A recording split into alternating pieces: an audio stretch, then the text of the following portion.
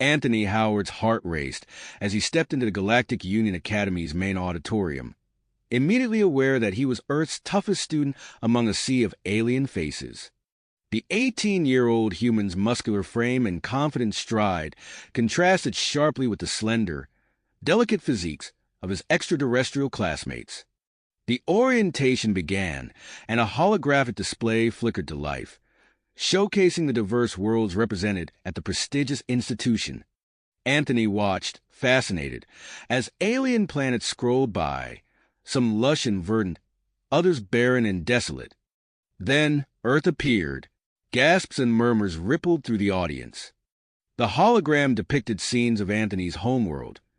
Raging wildfires consuming entire forests, Category 5 hurricanes battering coastlines, and active volcanoes spewing rivers of molten lava. Professor Zarek, a stern-looking Romulan administrator, stepped forward.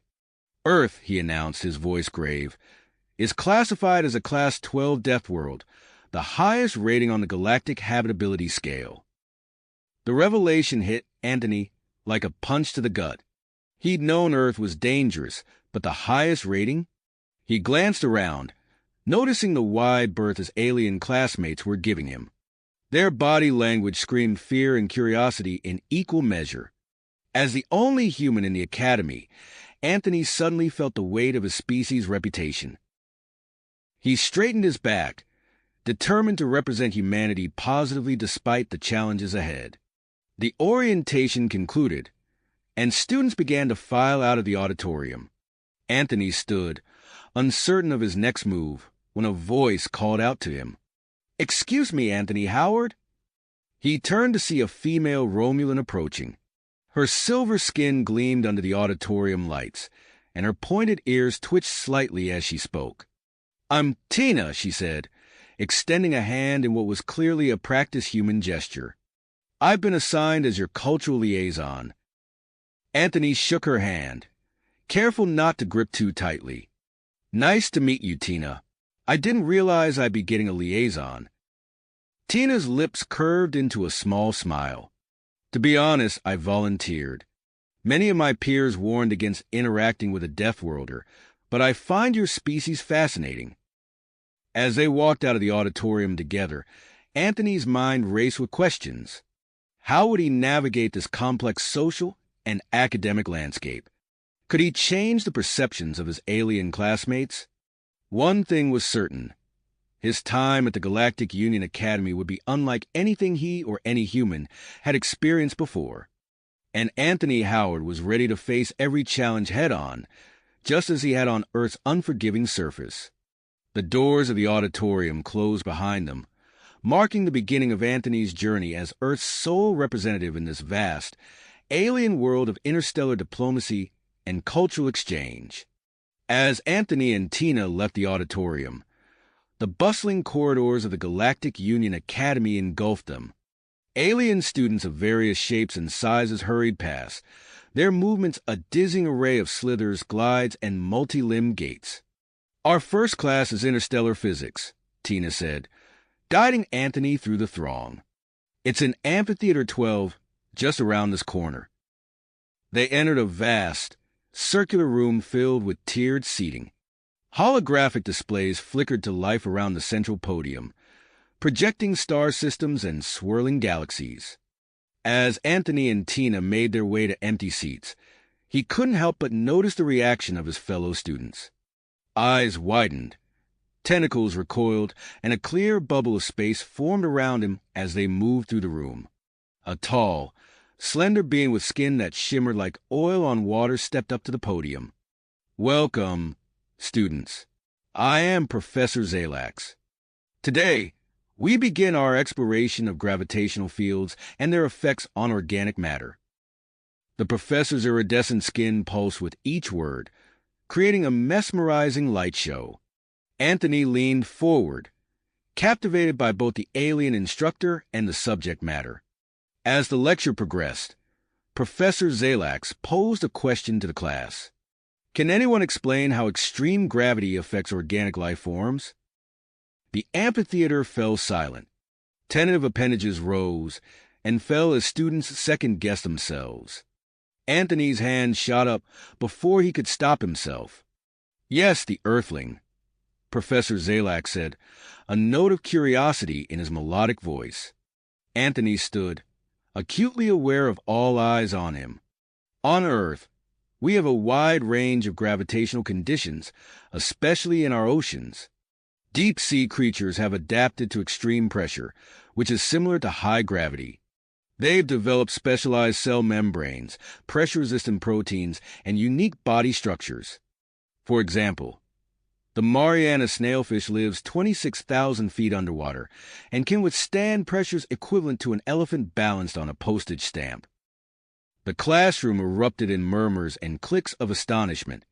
Professor Zalak's skin rippled with excitement. "Fascinating.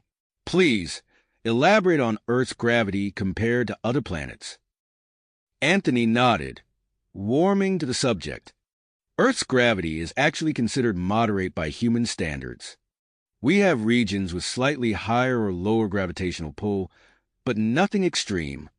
Many of us can adapt to higher gravity environments through physical training." Gasps echoed through the room. A tentacled student near the front fainted, its color changing from green to pale blue. "Remarkable," Professor Zalak said. "Let's put this into perspective with a practical demonstration." He tapped the control panel on his podium. "I'm going to increase the gravity in this room gradually. Please remain seated and alert me if you experience any discomfort."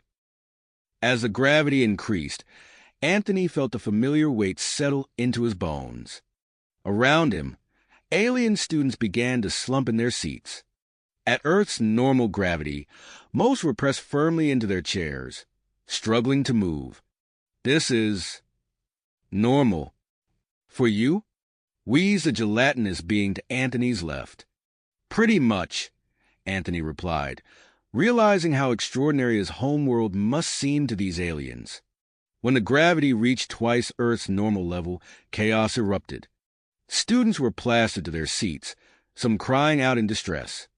Without thinking, Anthony stood up and began helping those nearest to him.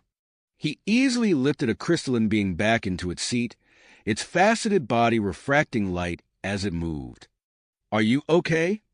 Anthony asked, genuinely concerned. The being vibrated an affirmative, too overwhelmed to speak. As Anthony assisted more of his classmates, the fear in their eyes began to mix with something new, respect, and perhaps a hint of awe. Professor Zalax reset the gravity to normal, his skin pulsing with excitement. An incredible demonstration. "Thank you, Anthony, for your assistance and insight." As the class ended and students filed out, the atmosphere had shifted. The fear was still there, but now tinged with curiosity. Anthony overheard snippets of conversation. "Did you see how he moved? I can't believe that's normal gravity for him. What kind of world could produce such a being?" As Anthony and Tina prepared to leave, a muscular, four-armed being approached them. Its skin was a deep purple, with bioluminescent patterns swirling across its surface. "Anthony Howard," it said in a deep, resonant voice. "I am Zex of Proxima Centauri. Your display was impressive." Anthony nodded, sensing a mix of challenge and respect in Zex's tone. "I propose a contest," Zex continued. "A test of strength and endurance in the Academy's Adaptive Environment Gym. This evening, after classes." Anthony hesitated, glancing at Tina. Her expression was unreadable, but she gave a slight nod. "I accept," Anthony said, extending his hand. Zex grasped it with two of his arms, squeezing firmly. As Zex walked away, Tina turned to Anthony. "News of this will spread quickly. The entire Academy will be watching." Anthony nodded, understanding the weight of the moment. This wasn't just a contest. It was a chance to bridge the gap between himself and his alien peers, to show that humans could be more than just fearsome Deathworlders. As they made their way to their next class, Anthony's mind raced with the possibilities and pitfalls that lay ahead. The contest would be a pivotal moment, not just for him, but potentially for humanity's standing in the galactic community. He would need to find a delicate balance, demonstrating his capabilities without appearing as a threat. The Academy buzzed with anticipation as news of the impending contest spread. Anthony could feel the eyes of countless alien species upon him, each gaze a mix of fear, curiosity, and excitement. As he prepared for the challenge ahead, he knew that every action, every word, would be scrutinized. The stage was set for a moment that could define his entire Academy experience, and perhaps the future of human-alien relations. As Anthony and Tina made their way to their next class, word of the impending contest spread like wildfire through the Academy's neural networks. By the time evening arrived, the adaptive environment gym was packed with a diverse array of alien spectators, their varied anatomies creating a living tapestry of colors, textures, and bioluminescent displays. Anthony entered the gym, his heart pounding with a mix of excitement and apprehension. The environmental controls hummed softly, adjusting to create a neutral atmosphere suitable for all species present. He spotted Zex near the center of the room, the Proxima Centaurian's purple skin pulsing with anticipation. Professor Zalak stood on a hovering platform, his iridescent skin shimmering as he addressed the crowd. Welcome to this impromptu display of interspecies physical capabilities. We will begin with a test of raw strength. A series of weights materialized on the gym floor, their gravitational fields visibly distorting the air around them. Zex stepped forward, his four muscular arms flexing as he approached the largest weight. With a grunt, he lifted it off the ground, his bioluminescent patterns flaring brightly with the effort. Incredible, Professor Zalax announced. Zex has lifted a mass equivalent to 3 times his body weight. The crowd chittered and buzzed with appreciation. Anthony took a deep breath and moved towards a weight that dwarfed the one Zex had lifted. He gripped the handle, feeling the immense pull of its enhanced gravity field. With a surge of effort, he heaved the weight upward, holding it steadily above his head. A hush fell over the gym, followed by a cacophony of astonished exclamations in dozens of alien languages. Professor Zalax's skin rippled with excitement. Astounding! Anthony Howard has just lifted 5 times the mass Zex managed. Anthony carefully set the weight down, trying not to appear smug. He caught Tina's eye in the crowd. She gave him a subtle nod of approval. Next, Professor Zalax continued, we shall test agility and adaptability. The gym floor shimmered and transformed into a complex obstacle course. Sections glowed with different colors, each representing a unique gravitational zone. Zex took his position at the starting line, his 4 arms twitching in anticipation. At the signal, Zex launched himself into the course. He moved with fluid grace, his multiple limbs allowing him to navigate the changing gravity fields with impressive speed. As he crossed the finish line, the crowd erupted in cheers. A new Academy record, Professor Zalax announced, his skin pulsing with vibrant colors. Anthony stepped up to the starting line, his eyes scanning the course. As the signal sounded, he sprinted forward, his body instinctively adjusted to each gravity shift, muscles and reflexes honed by Earth's varied environments, responding instantly to the changes. He leaped, rolled, and sprinted through the course, his movements a blur of efficiency. As he crossed the finish line, the gym fell silent. Professor Zalax's voice cut through the quiet. Incredible! Anthony Howard has completed the course in half the time of the previous record. The final challenge materialized in the center of the gym, a simple circular platform surrounded by gravity generators. Zex stepped onto it first, his muscular frame tensing as the gravity began to increase. He held his ground admirably, even as the force reached 4 times the galactic standard. Finally, with a groan, he sank to his knees, unable to withstand any more. Anthony took his place on the platform, feeling the familiar pull of Earth-like gravity. As the force increased, he adjusted his stance, drawing on years of experience in high-gravity training environments. The audience watched in awe as the human remained standing even as the readout displayed 8 times galactic standard gravity. Professor Zalax's voice was filled with wonder. Truly remarkable, a level of gravity that would crush most known sentient species. As the challenge concluded, Anthony noticed a shift in the atmosphere. The fear and wariness that had surrounded him since his arrival were giving way to expressions of awe and respect. Even Zex approached him, extending 2 of his hands in the human gesture of a handshake. "You have my admiration, Anthony of Earth," Zex said, his deep voice resonating with genuine respect. As Anthony shook hands with his competitor, he became aware of the many eyes upon him. Students from various departments were gathering around, their curiosity palpable. Among them, he noticed a slender, silver-skinned female with antennae that twirled with interest. She stepped forward, introducing herself. "I'm Lyra, from the Xenobiology Department. Your performance was fascinating. Would you be interested in participating in some non-invasive studies? We could learn so much about human physiology." Anthony nodded, seeing an opportunity to further understanding between humans and the galactic community.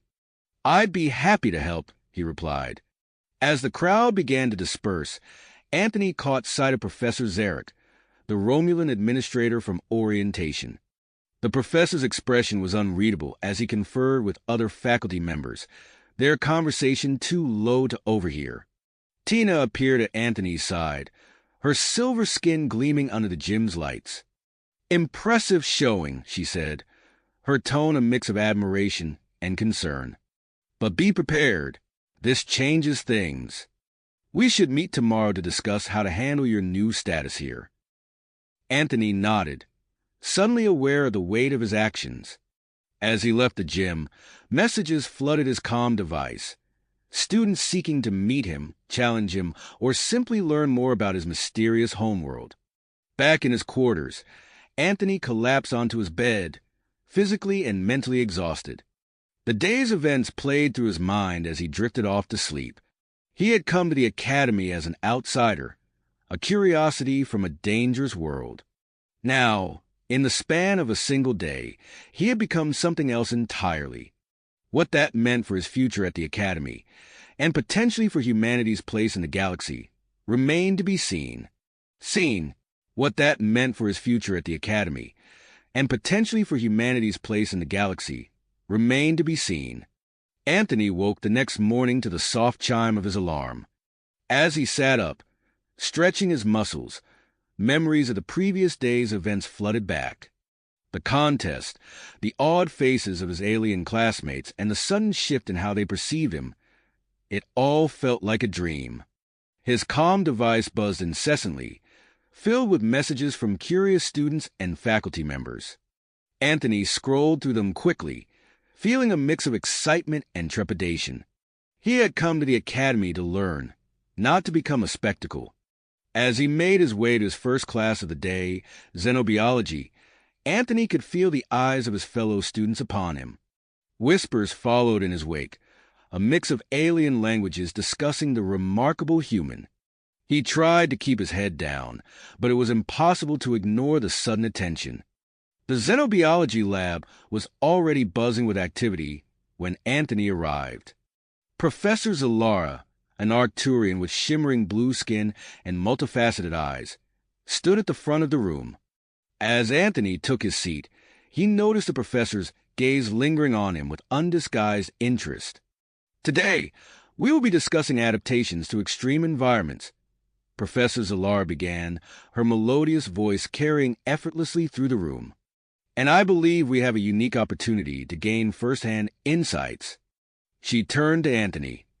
"Mr. Howard, would you be willing to share some information about Earth's diverse ecosystems?" Anthony felt a moment of hesitation, then nodded and stood up. He walked to the front of the class, acutely aware of the mix of curiosity and apprehension in his classmates' eyes. "Earth is a planet of extremes," Anthony began, his voice steady. "We have environments ranging from the crushing depths of the Mariana Trench to the scorching heat of the Sahara Desert. He described the challenges of each environment, explaining how humans had not only survived but thrived in these conditions. As he spoke, holographic images of Earth's most extreme locations appeared around him.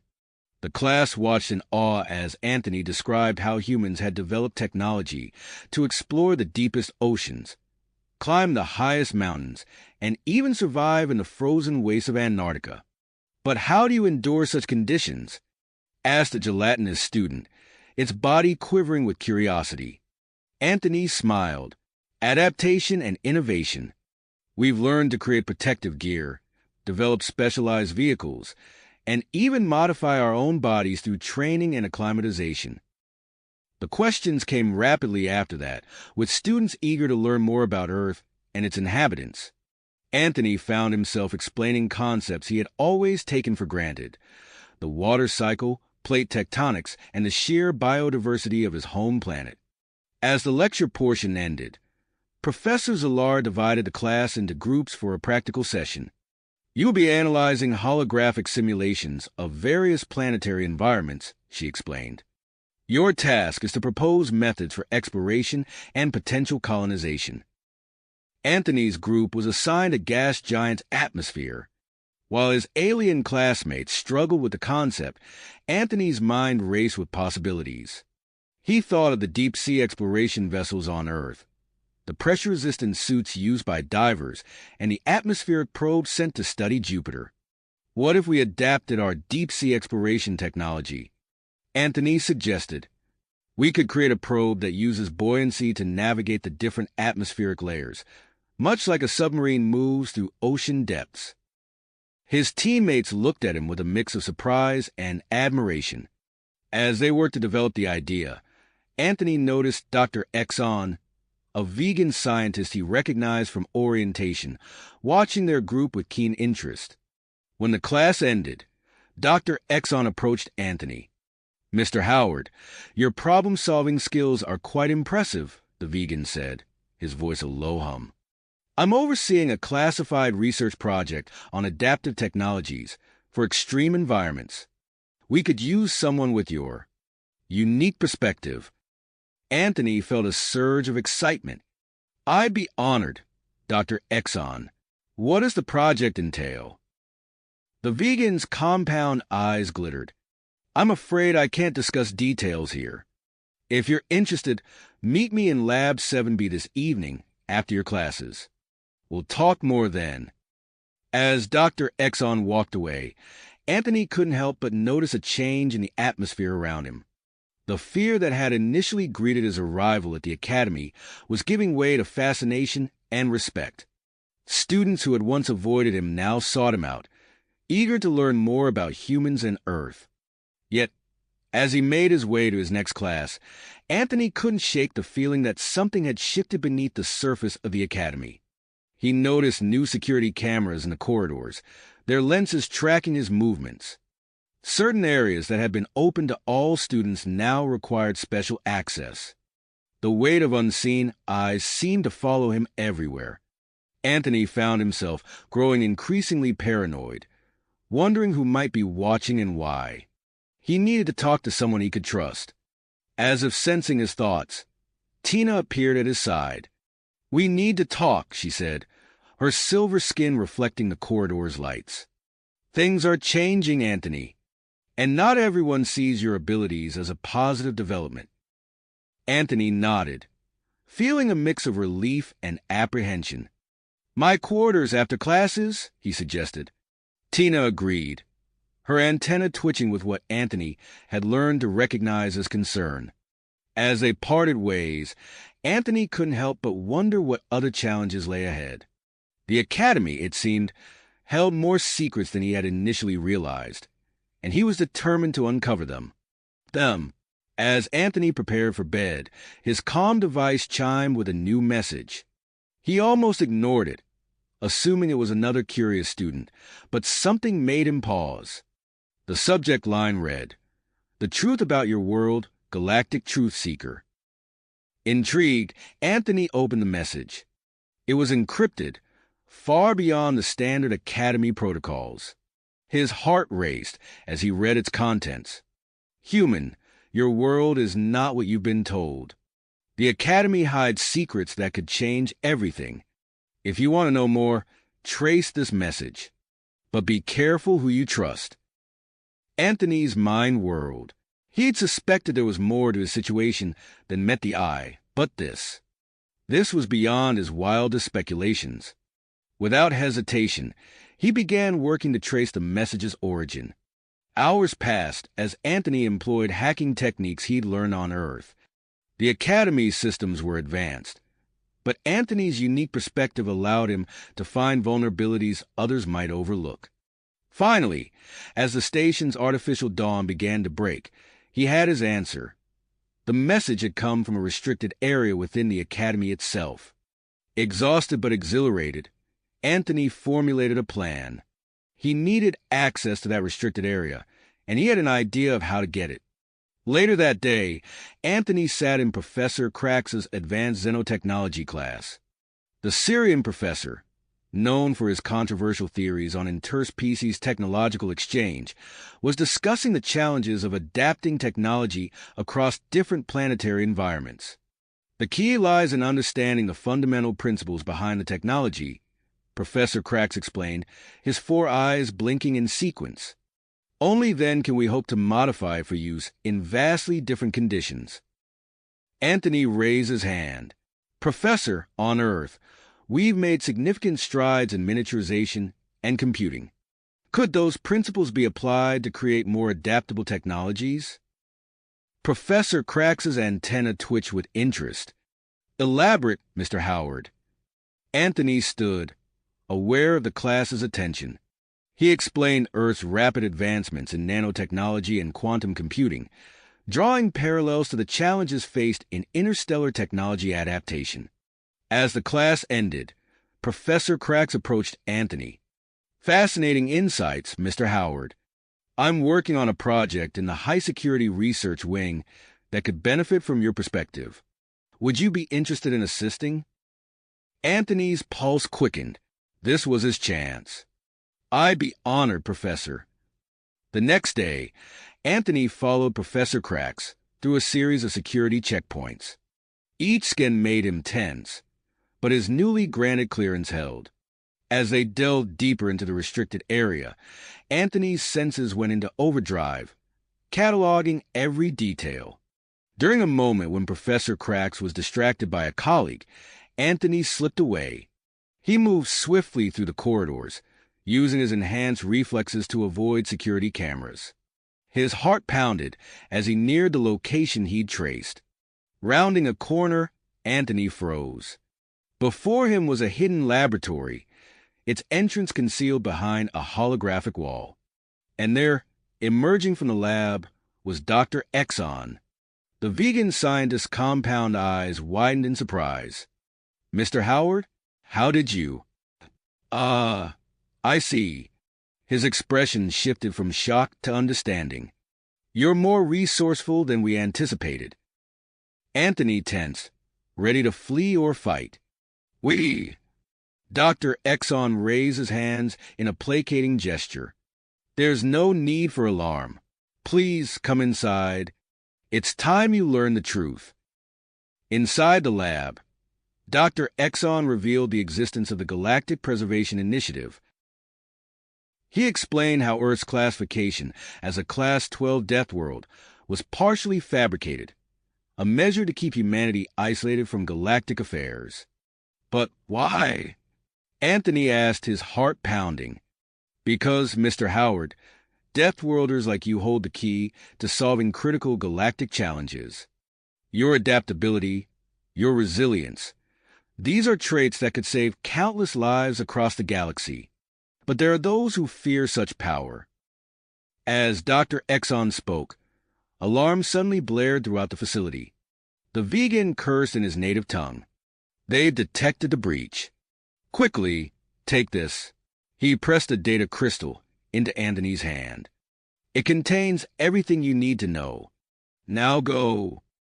Dr. Exxon ushered Anthony into a hidden passage, just as the sound of running footsteps echoed from the corridor. As the passage sealed behind him, Anthony heard Chief Torvin's voice barking orders. Anthony raced through the twisting passage, his Deathworlder physique allowing him to move with incredible speed. He emerged in a seldom-used maintenance corridor, quickly orienting himself before heading towards his quarters. His mind raced faster than his feet. The implications of what he'd learned were staggering. Earth, isolated not out of fear, but because of its potential. Other Deathworld species, hiding their true nature. And now, he was caught in the middle of it all. Reaching his quarters, Anthony quickly secured the data crystal and sent a message to his study group, Zex, Lyra, and Crow. He needed allies he could trust, and they were the closest he had. As he waited for their reply, Anthony began to analyze the data crystal's contents. Each new piece of information sent shockwaves through his understanding of galactic politics. The suppression of Deathworlder species, the carefully maintained balance of power, it was all there. A chime from his comm device startled him. His friends had agreed to meet.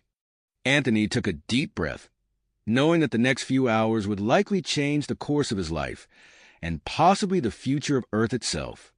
In the corridors of the Academy, security forces mobilized. Chief Torvin's voice crackled over the comm systems, issuing orders to locate and detain the human student. The hunt was on, and Anthony Howard was the prey. As Anthony prepared to meet his alien friends, he couldn't shake the feeling that he was standing on the precipice of something much larger than himself. Whatever came next, he knew one thing for certain. Nothing would ever be the same again. Anthony's heart raced as he made his way to the Academy's Arboretum, the data crystal weighing heavily in his pocket. The lush greenery and alien flora provided a stark contrast to the sterile corridors he'd just navigated. He spotted his study group, Zex, Lyra, and Crow, huddled near a cluster of bioluminescent plants, their faces a mix of concern and curiosity. "You made it," Zex said, his tentacles rippling with relief. "What's going on, Anthony? Your message seemed urgent." Anthony glanced around, ensuring they were alone. "What I'm about to tell you will change everything we know about the galaxy," he began, his voice low. He recounted his encounter with Dr. Exxon and the revelation about Earth's true classification. As Anthony shared the contents of the data crystal, his friends' reactions ranged from disbelief to shock. Lyra's crystalline form shimmered with agitation, while Crow's exoskeleton clicked nervously. "But that's impossible," Lyra whispered. "The classification system has been in place for millennia." "It's not just Earth," Anthony continued. "There are other Deathworld species out there, hidden from the galactic community." A heavy silence fell over the group. Crow, who had been uncharacteristically quiet, suddenly spoke up. I think I believe you, Anthony," he said, his mandibles twitching. "Because my world Deneb 4, it's not what everyone thinks it is either." The group turned to Crow, stunned by his admission. The Denebian engineer's exoskeleton seemed to shrink as he continued. "Our official classification doesn't reflect the true nature of our planet. We've been hiding our capabilities for generations." This confession sparked a heated discussion among the friends. They debated the implications of this hidden truth, voices rising and falling as they grappled with the enormity of the situation. "We can't just sit on this information," Zex argued, his usually calm demeanor replaced by urgency. "Think of the impact this could have on galactic politics, on the balance of power." As they talked, none of them noticed a small, cloaked drone hovering silently above, its sensors recording every word.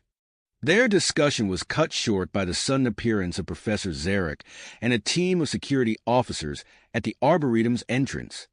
The professor's face was a mask of stern authority as he approached. "Anthony Howard," Zarek called out, "you are to come with us immediately for questioning regarding a security breach." Time seemed to slow for Anthony. He saw the shock on his friends' faces, the tenacity in the security team's stance. In that split second, he made his decision. With a burst of speed that surprised even himself, Anthony vaulted over a nearby planter. His Deathworlder physique allowed him to move with incredible agility, dodging between the lush alien vegetation. "Stop him!" Zarek shouted, but Anthony was already racing towards a far exit. He burst through the doors and into the corridor beyond, his mind racing to recall the Academy's layout. The maintenance tunnels, he thought. They might be my only chance. Behind him, he could hear the commotion as security scrambled to give chase. Anthony's heart pounded as he pushed his body to its limits, weaving through startled students and faculty. He spotted a maintenance hatch and wrenched it open, diving into the darkness below. The tunnels were a maze of pipes and conduits, dimly lit by emergency lighting. Anthony's Earth-trained senses adjusted quickly, allowing him to navigate the complex network with surprising ease. As he moved deeper into the bowels of the Academy, Anthony's thoughts turned to his friends. What would happen to them? Would they be safe?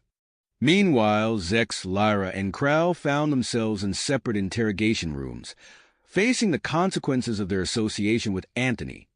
Each responded differently to the pressure. Zex remained stubbornly silent, his tentacles curled tightly around himself. Lyra, her crystalline form dulled with stress, provided carefully curated information, trying to protect Anthony without fully compromising herself.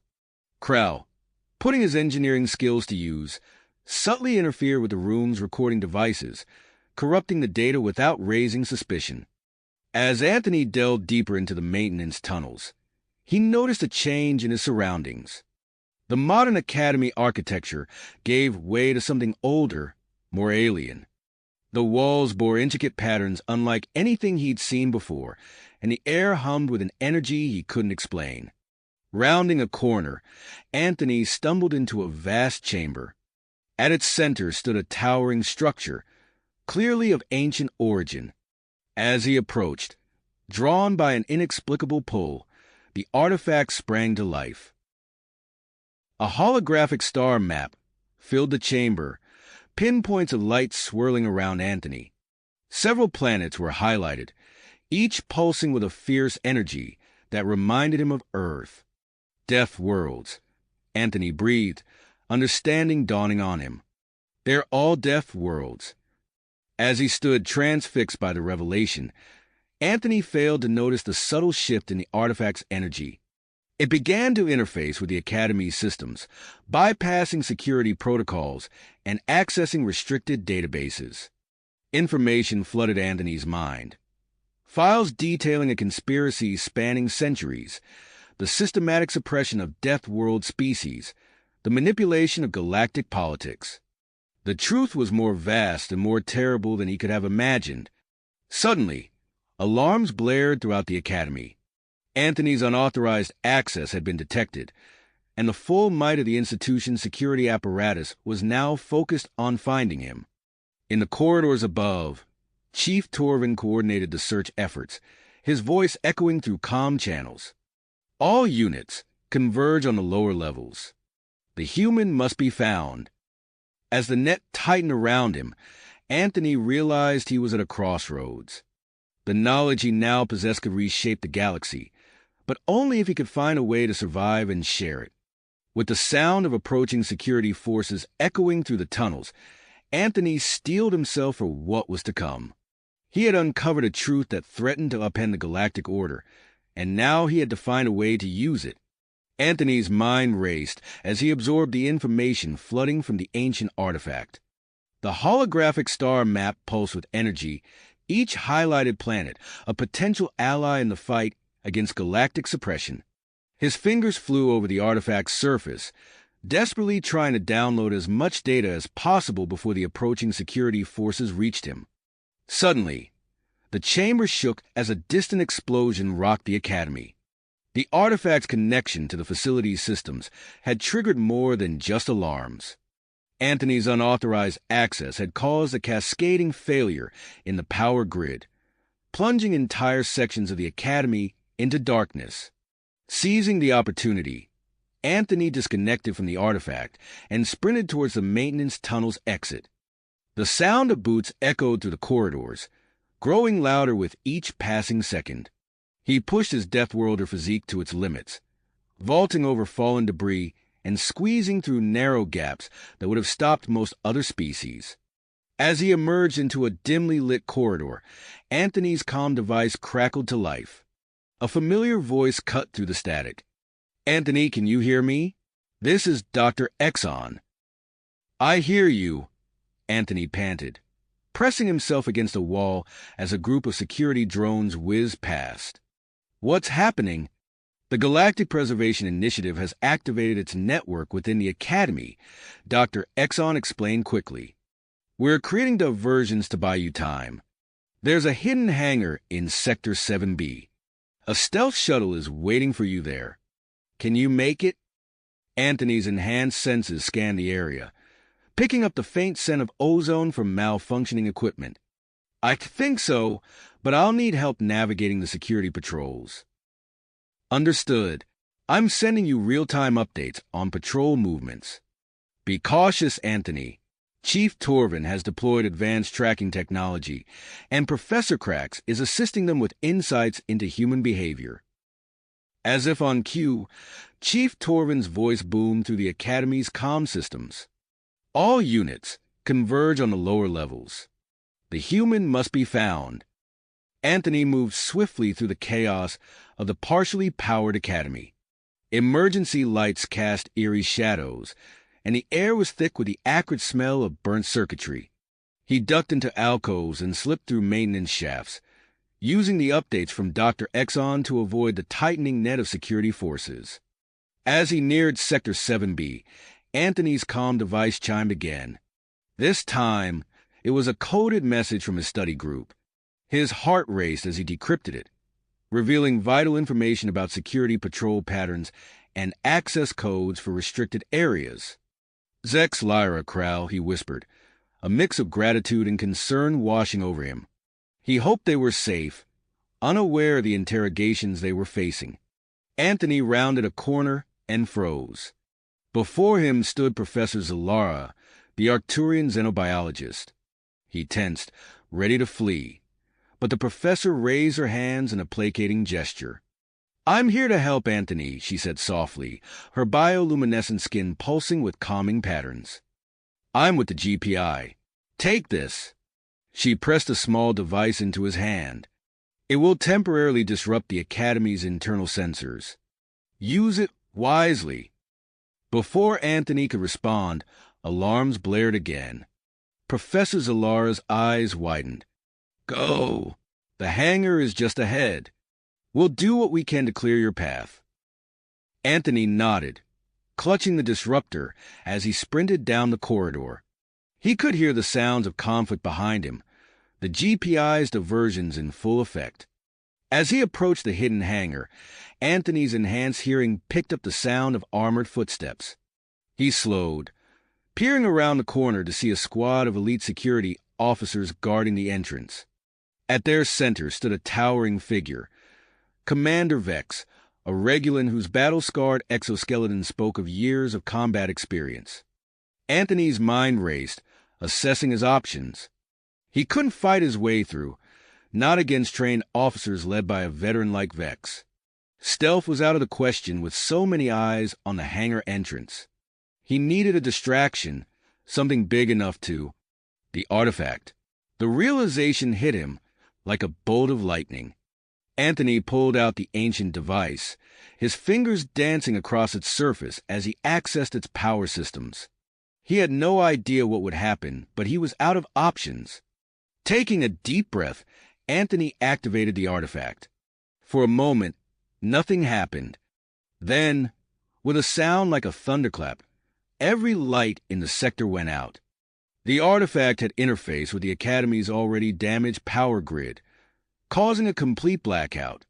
In the sudden darkness, Anthony's Deathworlder eyes adjusted quickly. He activated Professor Zalara's disruptor and dashed towards the hangar entrance. The security team was in disarray, their shouts of confusion filling the air. Anthony's enhanced reflexes allowed him to weave through the chaos. He felt a rush of air as Commander Vex's massive arm swung past him. Missing by mere centimeters with a final burst of speed, Anthony reached the stealth shuttle and vaulted inside. His hands flew over the controls, muscle memory from countless simulator sessions taking over. The shuttle hummed to life, its cloaking systems engaging as the hangar doors began to open. Just as Anthony prepared for takeoff, his comm device lit up with an urgent message. It was from Zex, his voice breathless with excitement.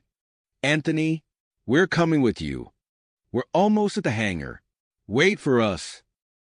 Anthony's heart raced as he saw his friends burst into the hangar, fighting their way through the confusion. Zex's tentacles whipped through the air, knocking aside security drones. Lyra's crystalline form refracted the emergency lights, creating a dazzling display that further disoriented their pursuers. Krell scuttled forward, his exoskeleton providing natural armor against stun batons. "Hurry!" Anthony shouted, keeping the shuttle's engines primed for immediate departure. He watched anxiously as his friends closed the distance, security forces and Commander Vex hot on their heels. With a final sprint, Zex, Lyra, and Krell leaped aboard the shuttle. Anthony slammed the hatch shut and punched the throttle. The stealth shuttle shot forward, bursting out of the hangar and into the star-studded expanse of space. As the Academy fell away behind them, Anthony engaged the cloaking device, rendering the shuttle invisible to sensors.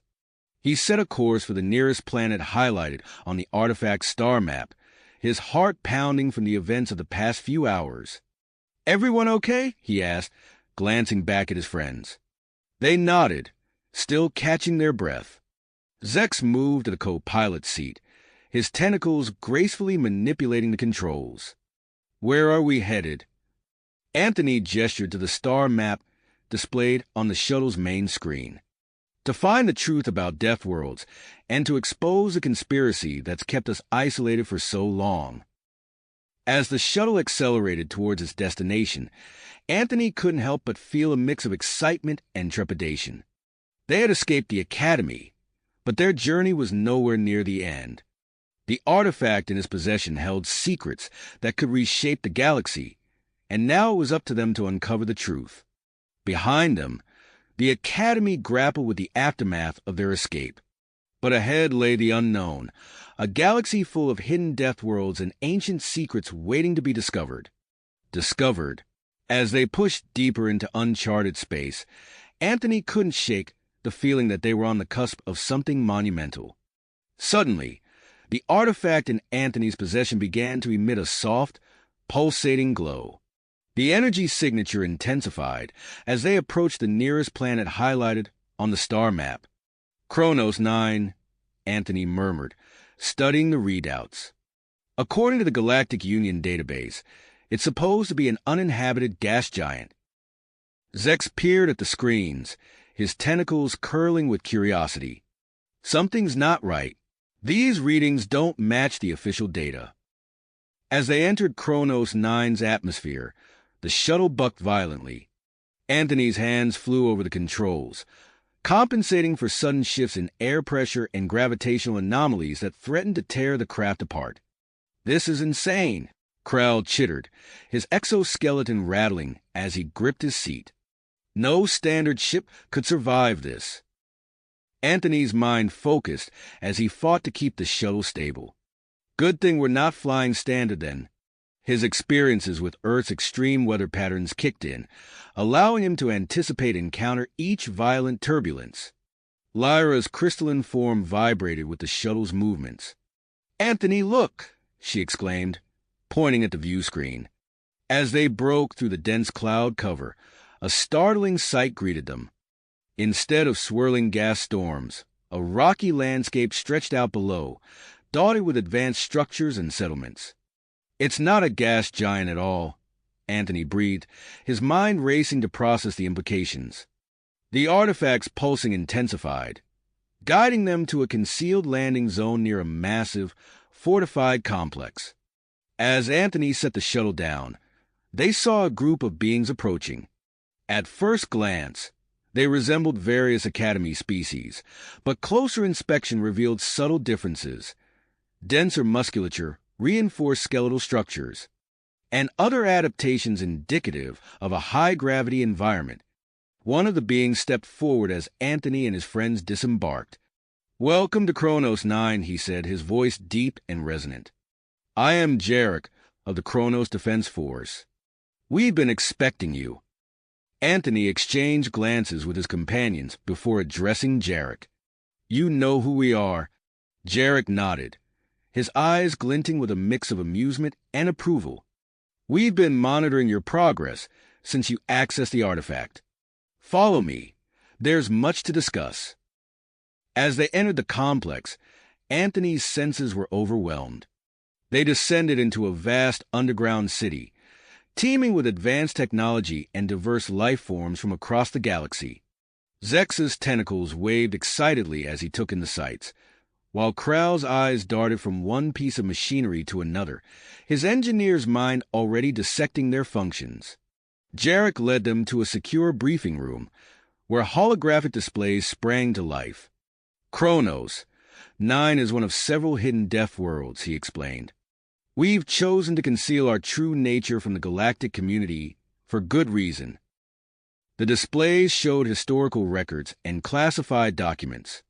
Anthony's eyes widened as he absorbed the information. A conspiracy to suppress Deathworld species? Jarek nodded grimly. "A coalition of soft-world species, fearing our potential, has worked for centuries to isolate and contain us. Even Earth's classification as a Class 12 Deathworld was artificially inflated to justify your isolation." As Anthony and his friends processed this revelation, alarms blared throughout the complex. Jarek's comm device crackled to life. "Sir, we've detected a fleet entering the system. Galactic Union markings, but their weapons are hot." Jarek's expression hardened. "It seems our hand has been forced. Anthony, we need your help. Your experiences and skills could turn the tide in what's to come." Anthony straightened, a surge of adrenaline coursing through him. "What do you need us to do?"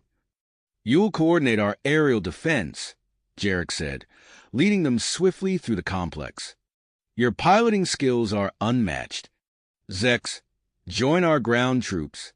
Lyra, we need you in the medical bay. Kral, our engineering team could use your expertise to bolster our defenses."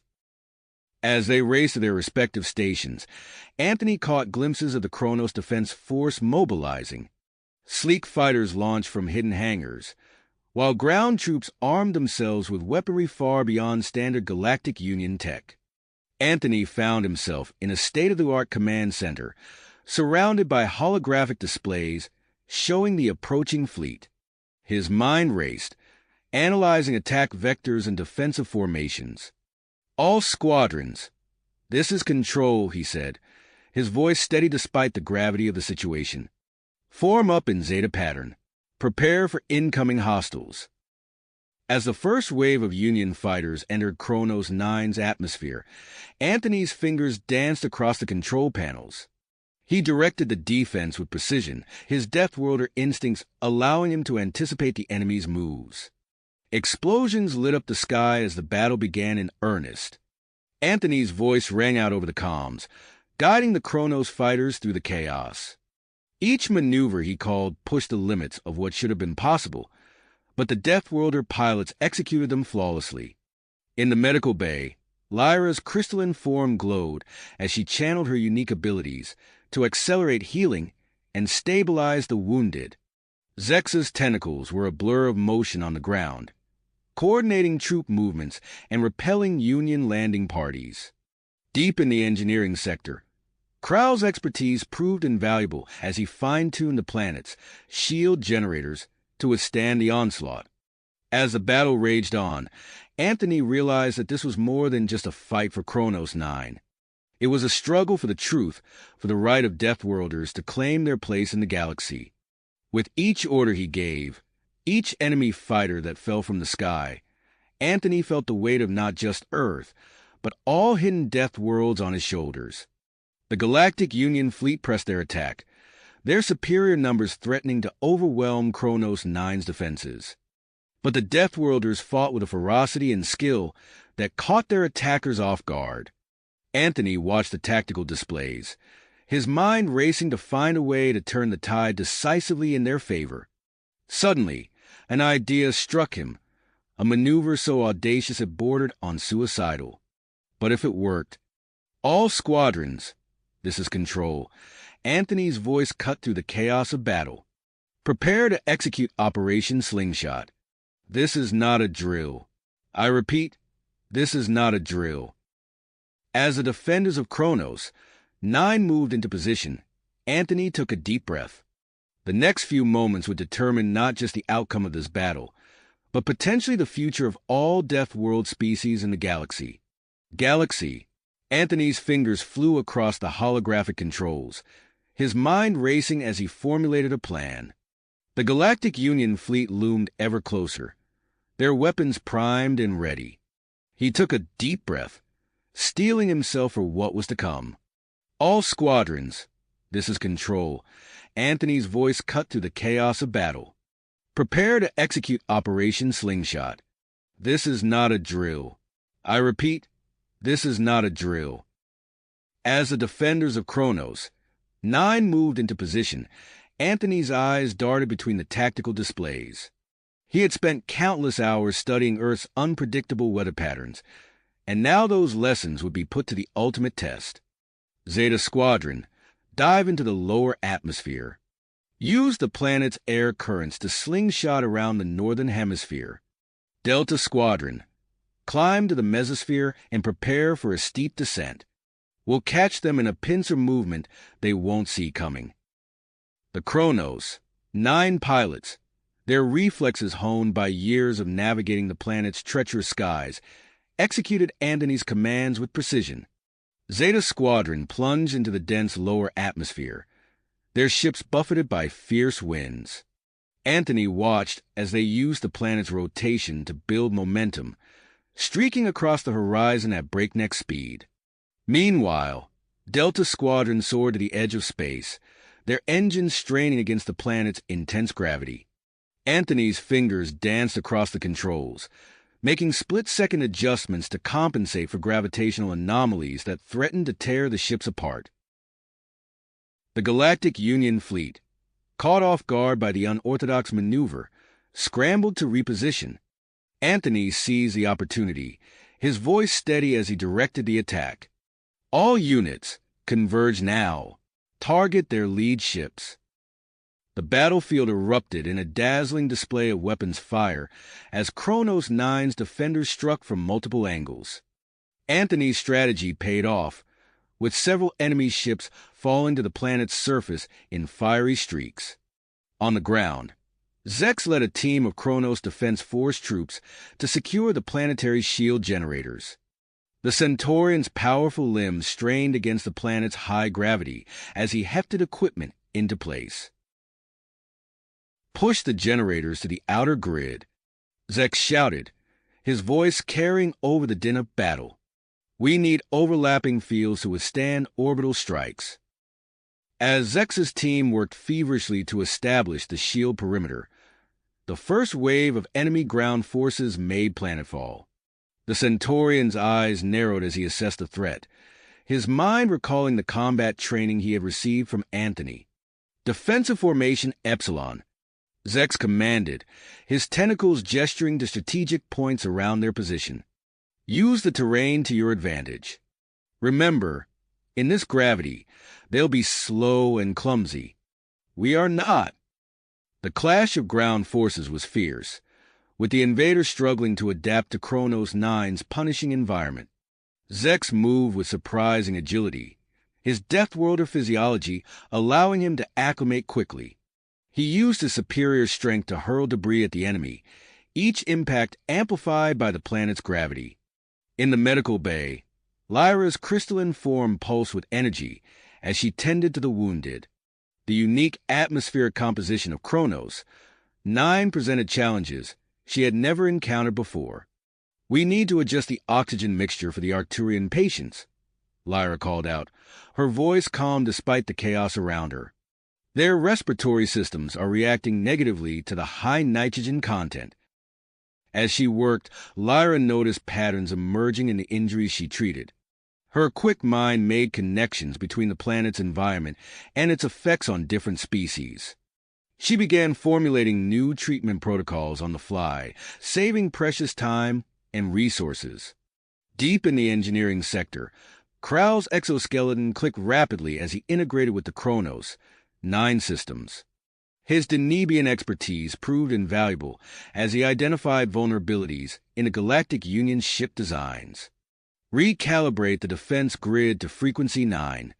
3 terahertz, Krau instructed, his compound eyes fixed on a complex display of ship schematics. Their shield harmonics have a weakness at that range. As Krau's modifications took effect, the tide of the space battle began to shift. More enemy ships fell to Kronos 9's newly enhanced weapons, their shields failing under the precisely targeted assault. But the Galactic Union was far from defeated. A new wave of ships entered the fray, unleashing a barrage of EMP weapons designed to cripple Kronos 9's defenses. Jarek burst into the command center, his expression grim. "Anthony, we have one last option. There's an electromagnetic field generator buried in the planet's core. It could protect us from the EMP attacks, but activating it is a suicide mission." Anthony's mind focused. "I'll do it. My Deathworld of physiology gives me the best chance of surviving down there." Minutes later, Anthony found himself descending into the heart of Kronos 9. The heat-resistant suit he wore could barely withstand the incredible temperatures. Toxic fumes seeped through microscopic gaps, making each breath a struggle. As Anthony reached the geothermal taps, he could feel his suit beginning to melt. His hands, protected by the last intact layers, worked frantically to adjust the massive valves. Each turn sent agonizing pain through his arms as the intense heat penetrated his defenses. Above ground, the battle reached a fever pitch. Zex's ground forces were pushed back to the outskirts of the underground city, fighting desperately to hold their position. In the medical bay, Lyra worked tirelessly, her crystalline form resonating with the energy of countless healing procedures. Krau's voice crackled over the comms, strained but determined. "Our defenses are failing. We can't hold out much longer." Just as all seemed lost, a massive surge of energy pulsed from the planet's core. The electromagnetic field generator roared to life, enveloping Kronos 9 in a shimmering barrier of pure energy. The EMP weapons of the Galactic Union fleet fizzled harmlessly against this impenetrable shield. Anthony emerged from the planet's depths, his suit in tatters but his spirit unbroken. As he stumbled into the command center, cheers erupted from the assembled defenders. The tide had turned, and victory seemed within reach. But before they could celebrate, long-range sensors blared a warning. A second, larger fleet was approaching the system at incredible speed. Energy signatures confirmed. A technician called out. "It's the Galactic Preservation Initiative." Anthony exchanged a look with Jarek, both men acutely aware of the new challenge that loomed before them. The battle for Kronos 9 was far from finished, and the fate of all Deathworld species hung in the balance. Balance. The emergence of a second, larger fleet threatened to tip the scales once again. Anthony's eyes narrowed as he studied the tactical display. The energy signatures were unlike anything he'd seen from the Galactic Union. As the data streamed in, his heart rate quickened. "Those aren't Union ships," he said, his voice cutting through the tense silence. "It's the Galactic Preservation Initiative." Jarek's expression shifted from concern to cautious optimism. "Dr. Exxon's organization?" Anthony nodded, his mind already racing with possibilities. "We need to establish communication immediately. They could be the key to turning this fight around." Within moments, the command center erupted into action. Krau's exoskeleton clicked rapidly as he worked to secure a stable communication channel. The holographic display flickered, and a familiar face appeared. "Admiral Thorne," Anthony said, recognizing the seasoned human commander. "Your timing couldn't be better." The Admiral's weathered face broke into a grim smile. We came as fast as we could, son. Looks like you've been giving the Union a run for their money. As Anthony quickly briefed Thorne on the situation, the GPI fleet deployed its secret weapon. The ship seemed to shimmer and fade, becoming nearly invisible to both the naked eye and sensors alike. "Cloaking technology," Crow whispered, his compound eyes widening in awe. "Incredible." The sudden disappearance of the massive Allied fleet threw the Galactic Union forces into chaos. Anthony seized the opportunity, his tactical mind formulating a plan. "Admiral," he said, leaning forward, "I have an idea. If we coordinate our efforts, we can trap them between Kronos 9's defenses and your fleet." Thorne nodded, a predatory glint in his eye. A classic pincer movement. "I like it." Anthony's fingers danced across the holographic controls as he outlined the strategy. "Our forces will push outward, while your fleet closes in from behind. They'll have nowhere to run." As the plan was set into motion, the battle took on a new intensity. The Kronos 9 defenders surged forward, their ships weaving through the debris-filled space with unmatched precision. From the shadows of the system's outer planets, the GPI fleet decloaked, their weapons blazing to life. Caught in the deadly crossfire, the Galactic Union ships began to falter. Anthony watched as their formation crumbled, satisfaction coursing through him. But the enemy wasn't finished yet. A massive Union battlecruiser broke from the main group, making a desperate push towards Kronos 9's surface. Anthony's heart made as he realized their intent, a final, devastating attack on the planet itself. "Not on my watch," he muttered, already moving towards a hangar bay. "Zeta Squadron, form up on me. We're going hunting." Moments later, Anthony's fighter streaked through Kronos 9's turbulent atmosphere, leading a pack of the planet's finest pilots. The Union battlecruiser loomed ahead, its weapons charging for a planet-killing strike. "Use the currents," Anthony commanded, his voice steady despite the adrenaline coursing through his veins. "Let the planet fight with us." The squadron scattered, each pilot using the fierce winds and electromagnetic disturbances to their advantage. Anthony pushed his ship to its limits, corkscrewing through a particularly nasty storm cell to emerge directly behind the enemy vessel. His targeting computer locked onto a weak point in the battlecruiser's armor, a vulnerability Crow had identified earlier. Anthony squeezed the trigger, and a stream of energy lanced out, striking true.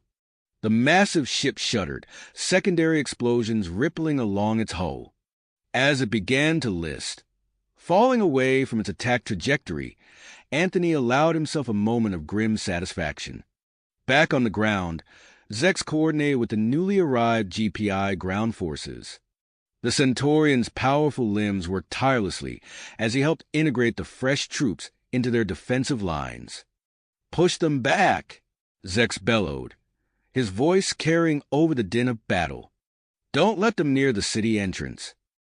The combined might of the Kronos, 9 defenders and GPI reinforcements proved too much for the Union ground invasion. Slowly but surely, they began to reclaim lost territory, pushing the enemy back towards their landing zones. In the medical bay, Lyra's crystalline form pulsed with energy as she worked to save lives.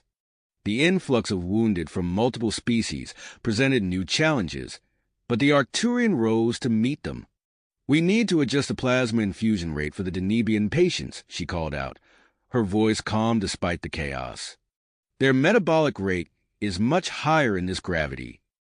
Her ability to adapt Earth-based medical techniques to various alien physiologies didn't go unnoticed. As word spread of her innovative treatments, more and more of the wounded were directed to her care. Deep in the engineering sector, Crow worked alongside GPI technicians to further enhance Kronos 9's defenses. His compound eyes darted between multiple displays as he analyzed captured Union technology. "If we reverse the polarity on their shield generators," Crow muttered, his mandibles clicking excitedly, "we can create a feedback loop in their weapon systems." The improvements were implemented in real time, and the effects were immediate. Union ships found their energy weapons backfiring, causing catastrophic damage to their own systems. As the battle decisively turned in favor of the Deathworld Alliance, the remaining Galactic Union ships attempted to retreat. But Anthony's strategy had left them with nowhere to run. In the command center, a message flashed across the main display. Anthony's eyes widened as he read it aloud. The Union fleet is requesting a ceasefire. Their commander, Admiral Zorn, wants to discuss terms of surrender. The room fell silent as the implications sank in. They had won. Jarek stepped forward, his expression a mix of relief and purpose. This is our chance to reveal the truth to the galaxy. Anthony nodded, his mind already racing with possibilities. We'll accept their surrender, but on our terms. It's time to broadcast everything we've learned about Deathworlds and the Union's deception. As they prepared to address the galaxy, Anthony couldn't help but feel a sense of anticipation. This was just the beginning of a new era, one where Deathworlders would finally claim their rightful place among the stars. Stars, the battle for Kronos. 9 had been won, but a greater challenge lay ahead. In the days that followed, Anthony found himself at the center of a whirlwind of activity. The Deathworlder Alliance, now officially calling itself the Resilient Worlds Confederation, established its temporary headquarters on Kronos 9. As a key figure in the recent victory, Anthony was appointed as the human representative to the RWC's governing council. His first task loomed large, coordinating the integration of Earth into the Confederation. It was a delicate balancing act, requiring careful diplomacy to avoid alarming the general human population still unaware of galactic politics. Anthony stood before a holographic display of Earth, surrounded by representatives from various Deathworld species. We need to approach this gradually, he explained, gesturing to key locations on the planet. We'll start with discrete contacts in these regions, focusing on scientific and military leadership. Zex, the Centaurian warrior, stepped forward. While you handle Earth's integration, I'll organize our joint defense force. We need to combine the strengths of all our species. Anthony nodded, impressed by Zex's initiative. Good thinking. We'll need that strength if the Galactic Union decides to retaliate. In the medical bay, Lyra's crystalline form shimmered as she addressed a group of diverse alien healers. Our physiologies may differ, but our goal is the same, she said, her voice resonating with purpose. By sharing our knowledge, we can revolutionize galactic medicine. The Arcturian gestured to a complex holographic display of various alien anatomies. We'll start by compiling a database of our unique healing techniques.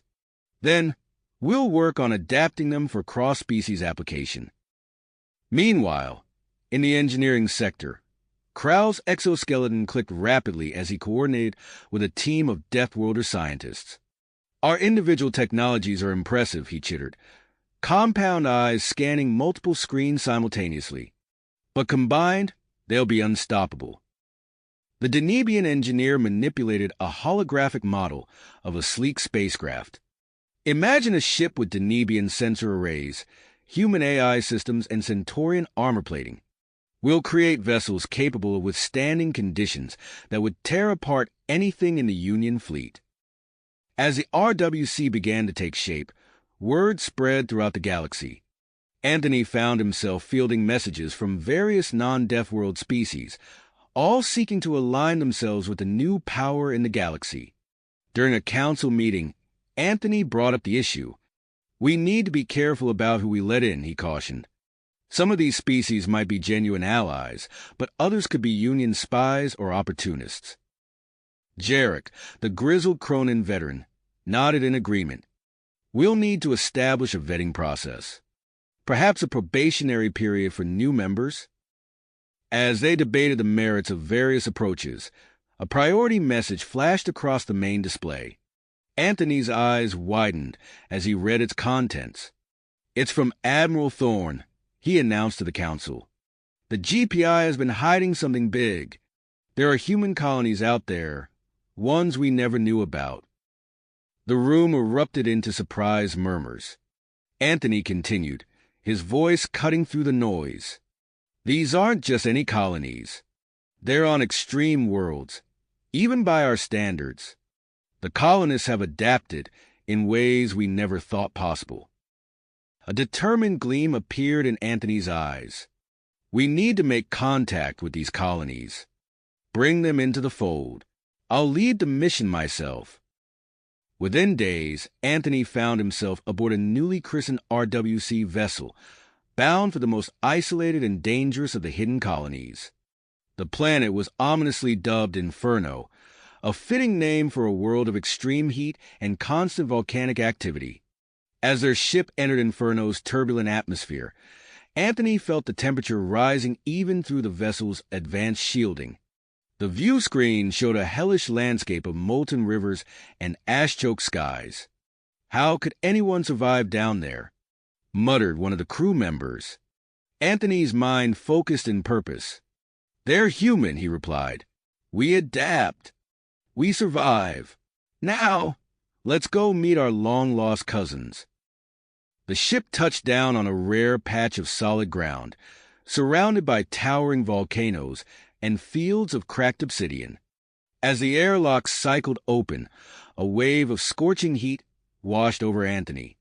He took a deep breath, steeling himself for the challenges ahead. A group of figures emerged from the heat haze, their forms distorted by the rising air. As they approached, Anthony saw that these colonists were unlike any humans he had ever encountered. Their skin had a metallic sheen, and their eyes glowed with an inner fire. The leader of the group stepped forward, his gaze locked on Anthony. I am Commander Blaze, he said, his voice as harsh as the landscape around them.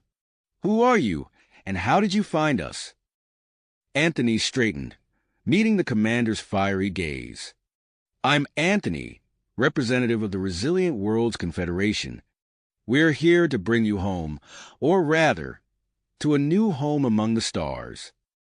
Blaze's eyes narrowed suspiciously. We've been hidden here for generations. Why should we trust you? Before Anthony could respond, a low rumble shook the ground beneath their feet. One of the nearby volcanoes was beginning to erupt, sending a plume of ash and fire into the sky. Perhaps we should continue this conversation somewhere safer? Anthony suggested, eyeing the increasingly unstable landscape. Commander Blaze nodded curtly. Follow us, and be prepared. The real heat is yet to come. As Anthony and his team followed the Inferno colonists towards their subterranean habitat, he couldn't shake the feeling that this mission would be far more complex than he had anticipated. The fate of the RWC, and perhaps the entire galaxy, might hinge on his ability to win over these remarkable human survivors. Adaptations. As they descended into the subterranean habitat, Anthony's mind raced with possibilities. The Inferno colonists could be invaluable allies, but first, he needed to earn their trust. The group entered a vast cavern, its walls glowing with an eerie, molten light. Commander Blaze led them to a central chamber where other colonists gathered, their metallic skins shimmering in the dim light. Anthony stepped forward, addressing the assembled group. We come as friends and fellow humans, he began, his voice echoing through the cavern. The galaxy is changing, and we need your help.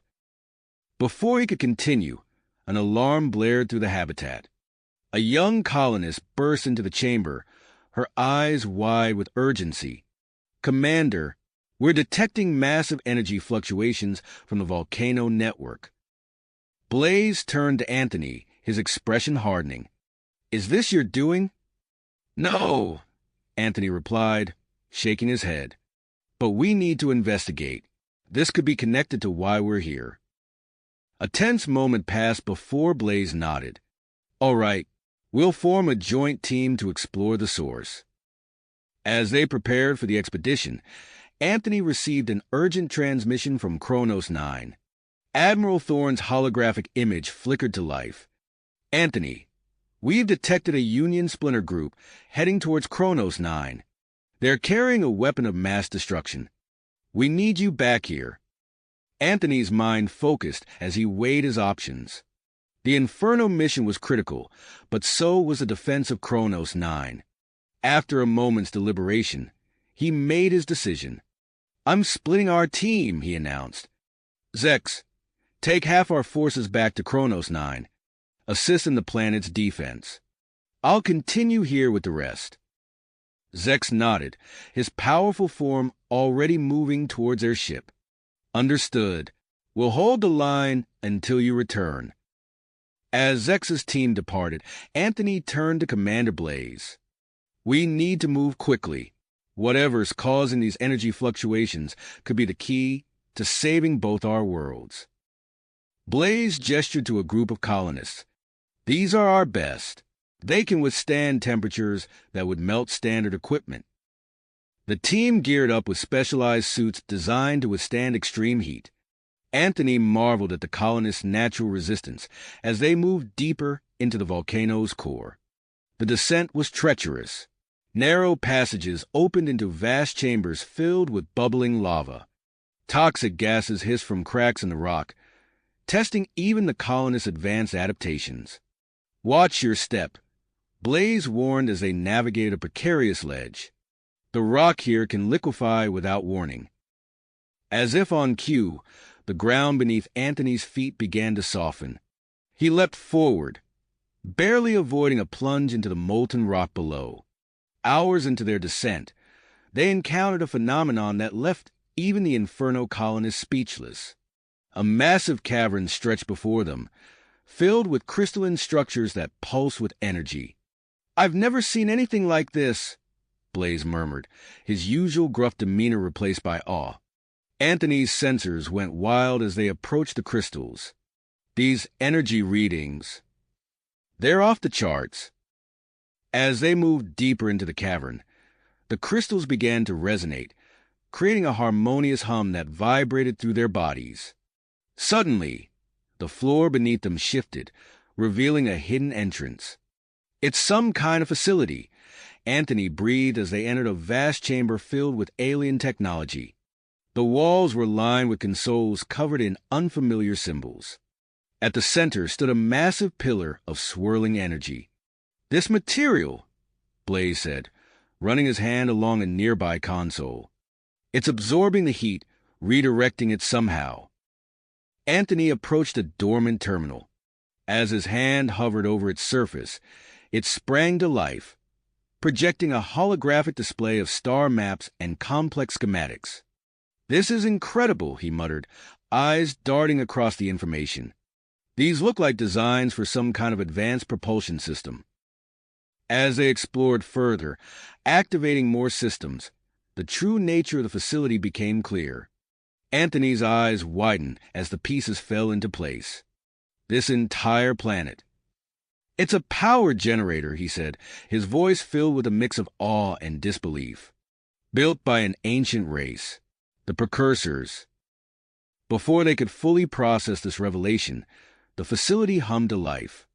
The ground trembled as volcanoes across Inferno began erupting in a coordinated pattern, channeling energy into the ancient structure. Anthony rushed to a central console, his fingers flying over the controls. "We need to harness this power. It could be the key to saving Kronos 9. As the energy built to a crescendo, Anthony established a communication link with Kronos 9. He transmitted the precursor schematics to Krau, hoping the brilliant engineer could put them to use. "Krau, this is Anthony. We've found something big. Implement these designs immediately. It's our best shot at defending the planet." With the transmission sent, Anthony turned to Commander Blaze and the Inferno team. The chamber around them pulsed with power, the air crackling with potential. "Now," Anthony said, his voice steady despite the chaos around them, "we need to figure out how to control this technology. The fate of 2 worlds depends on it." As they set to work, Anthony couldn't help but wonder about the Precursors and their fate. What caused such an advanced civilization to disappear? And what dangers might come with wielding their long-lost power? The answers to these questions would have to wait. For now, they had a planet to save and a new era of galactic politics to navigate. Anthony steeled himself for the challenges ahead, knowing that their actions here on Inferno would shape the future of the entire Resilient Worlds Confederation. As Anthony and the Inferno team worked tirelessly to unlock the secrets of the precursor facility, a transmission from Kronos 9 cut through the air. The holographic image of Admiral Thorne materialized, his expression grave. Anthony, the RWC Council has called an emergency session. Your presence is required immediately. Anthony glanced at Commander Blaze, who nodded in understanding. Go. We'll continue our work here and keep you updated. Within hours, Anthony found himself back on Kronos 9, striding into the council chambers. The room buzzed with nervous energy as representatives from various worlds discussed the implications of their recent discoveries. As Anthony took his seat, the council fell silent. He began his report, detailing the precursor facility on Inferno and its potential significance. The council members listened intently, their expressions a mix of awe and concern. We stand at a crossroads, Anthony concluded. The precursor technology could revolutionize our understanding of the galaxy and provide us with the means to defend ourselves against any threat. However, we must proceed with caution. After a heated debate, the Council approved Anthony's proposal for Operation Phoenix, a network of research outposts on extreme planets to search for more precursor artifacts. As the meeting adjourned, Anthony was approached by a tall, lean man with piercing blue eyes. Dr. Marcus Steele. The man introduced himself, extending a hand. I've been assigned to lead the scientific aspects of Operation Phoenix. I look forward to working with you. Anthony shook his hand firmly. Glad to have you on board, Doctor. We'll need your expertise in the days ahead. As they discussed the details of Operation Phoenix, Zex entered the room, his imposing figure drawing all eyes. Anthony, we received intelligence reports, Zex rumbled. The Galactic Union is regrouping and fortifying its remaining strongholds. The news sent a ripple of concern through the assembled group. Anthony's mind raced, considering their options. We need to take a proactive stance, he said. Weaken their position before they can mount a counteroffensive. The Council quickly agreed, and plans were set in motion for a series of strategic operations against the Galactic Union. As the meeting concluded, Admiral Thorne pulled Anthony aside. We have another mission for you, Thorne said, his voice low. Nexus Prime, a neutral trade hub. We need you to secure their alliance. It could tip the balance in our favor. Anthony nodded, understanding the weight of the task. When do we leave? Immediately, Thorne replied. And Anthony, be careful. The Galactic Union will have agents there too. Within hours, Anthony found himself aboard a sleek diplomatic vessel, bound for Nexus Prime. Dr. Steele and a hand-picked team of experts accompanied him, each briefed on the delicate nature of their mission. As they approached the planet, Anthony gazed out at the sprawling metropolis that covered much of Nexus Prime's surface. Glittering towers reached towards the stars, while bustling spaceports teemed with ships from across the galaxy. Their vessel touched down on a designated landing pad, where a delegation of Nexus officials waited to greet them. Anthony stepped forward, extending his hand to the lead official, a tall, elegantly dressed alien with iridescent skin. Welcome to Nexus Prime, the official said, his voice melodious. I am Counselor Vexera. We look forward to hearing your proposal. As they were escorted to their quarters, Anthony couldn't shake the feeling of being watched. He caught glimpses of shadowy figures in the corners of his vision, disappearing whenever he turned to look. Stay alert, he murmured to his team. The Galactic Union is here, and they're not about to let us win without a fight. In their assigned conference room, Anthony and his team began strategizing their approach. The Nexus government was known for its pragmatism, valuing stability and economic growth above all else. "We need to demonstrate the concrete benefits of joining the RWC," Anthony said, pacing the room. "Trade agreements, technology sharing, mutual defense pacts. We have to make it clear that we're offering a partnership, not domination." As they fine-tuned their presentation, a soft chime announced an incoming message. Anthony activated the holographic display, revealing the face of Commander Blaze. "Anthony, we've made a breakthrough at the precursor facility," Blaze reported, his eyes gleaming with excitement. "We've activated additional systems, revealing a vast database of star charts and technological schematics. But there's a problem. We've triggered some kind of security measure. The facility is initiating a lockdown protocol." Anthony's heart raced as he processed the information. The potential loss of access to the precursor facility could be catastrophic for their plans. Yet, he knew the negotiations on Nexus Prime were at a critical juncture. He stood silent for a moment, weighing his options. The fate of the RWC could hinge on his decision. Finally, he spoke. "I'm splitting the team," Anthony announced. "Half will stay here to continue negotiations, led by our chief diplomat, Dr. Steele, and I will return to Inferno with a specialized team." As they prepared for departure, long-range sensors detected a large Galactic Union fleet approaching the Inferno system. Anthony's mind focused as he realized the stakes had just been raised significantly. "We need to move fast," he told Dr. Steele as they boarded their ship. "The race for precursor technology is about to heat up, and we can't afford to lose." As their vessel lifted off from Nexus Prime, Anthony gazed out at the glittering cityscape below.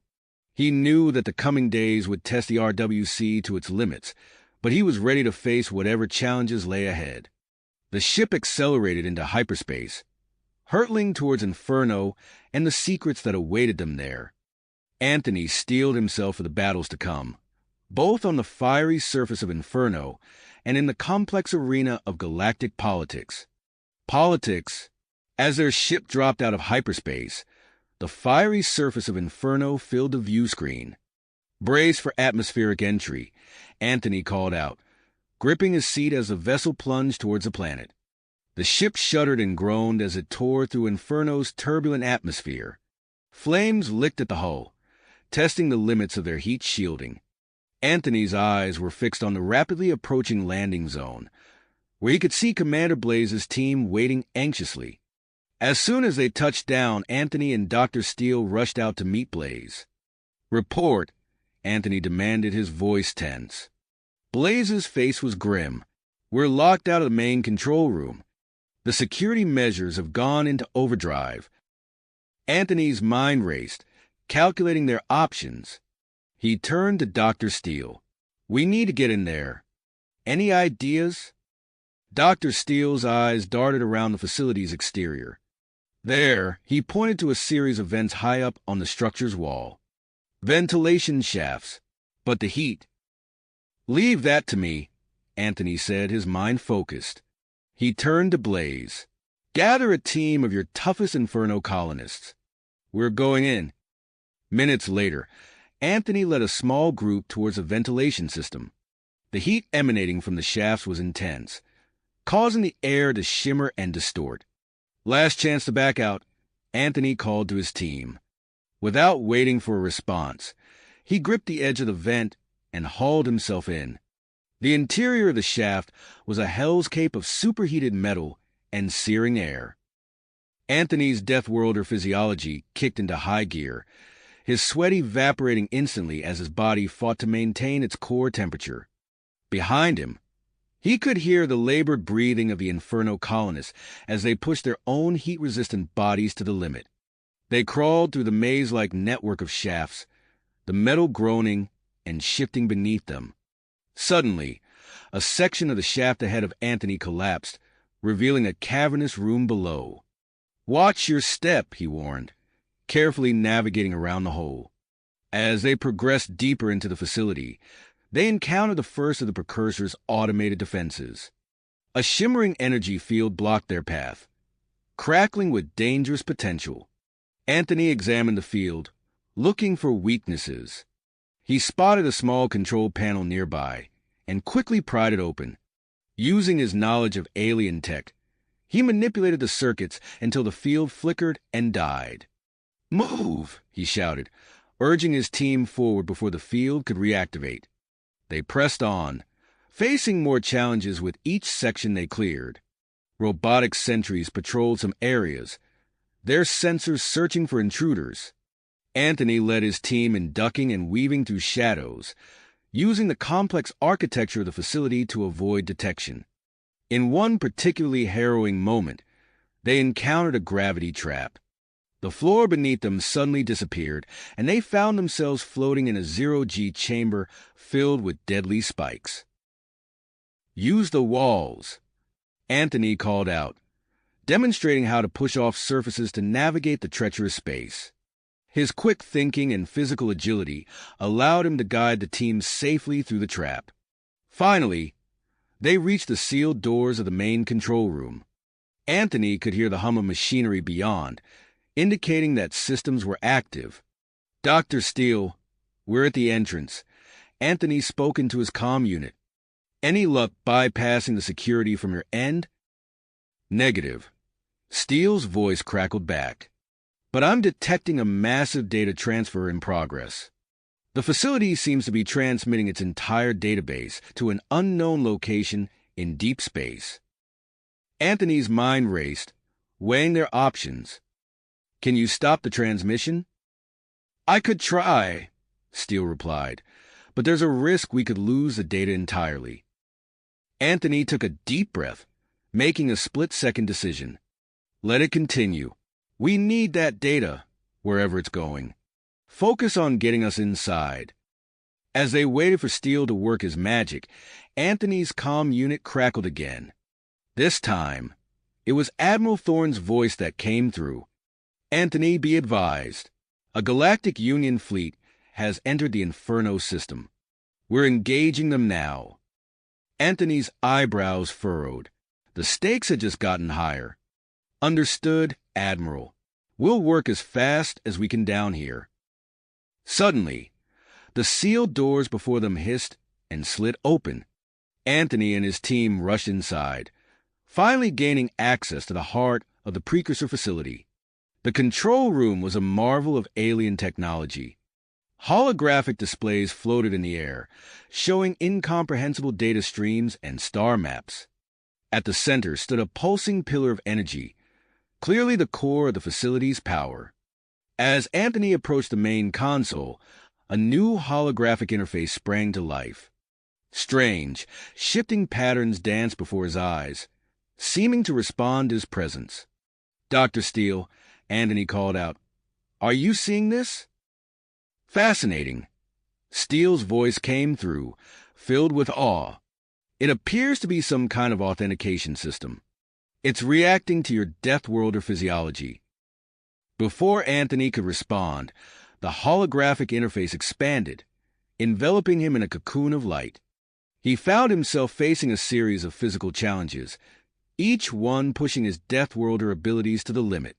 He ran through a simulated landscape of extreme environments, from Arctic tundras to scorching deserts. He solved complex three-dimensional puzzles that required both mental acuity and physical dexterity. Through it all, Anthony's unique adaptability as a human from Earth allowed him to persevere. As he completed the final trial, the holographic cocoon dissolved. Anthony found himself back in the control room, but now the facility seemed to hum with new life. Consoles lit up, and the central energy pillar pulsed with increased intensity. "I'm in," Anthony reported, his fingers flying over the now responsive alien controls. "Dr. Steele, I'm granting you remote access. Let's see what secrets this place holds." As they began to delve into the vast repository of precursor knowledge, Anthony's mind raced with the possibilities and dangers that lay ahead. The battle above Inferno raged on. The fate of Nexus Prime hung in the balance, and somewhere out in the depths of space, other precursor facilities were awakening. The next phase of their struggle was about to begin, and Anthony knew that every decision from this point on would shape the future of the galaxy. Galaxy. Anthony's fingers flew across the alien console, absorbing the flood of information pouring from the precursor database. His eyes widened as he uncovered the locations of other precursor sites scattered across various Deathworlds. Admiral Thorne. Anthony spoke into his comm unit, his voice urgent. I'm transmitting coordinates to you now. We need to secure these precursor facilities before the Galactic Union reaches them.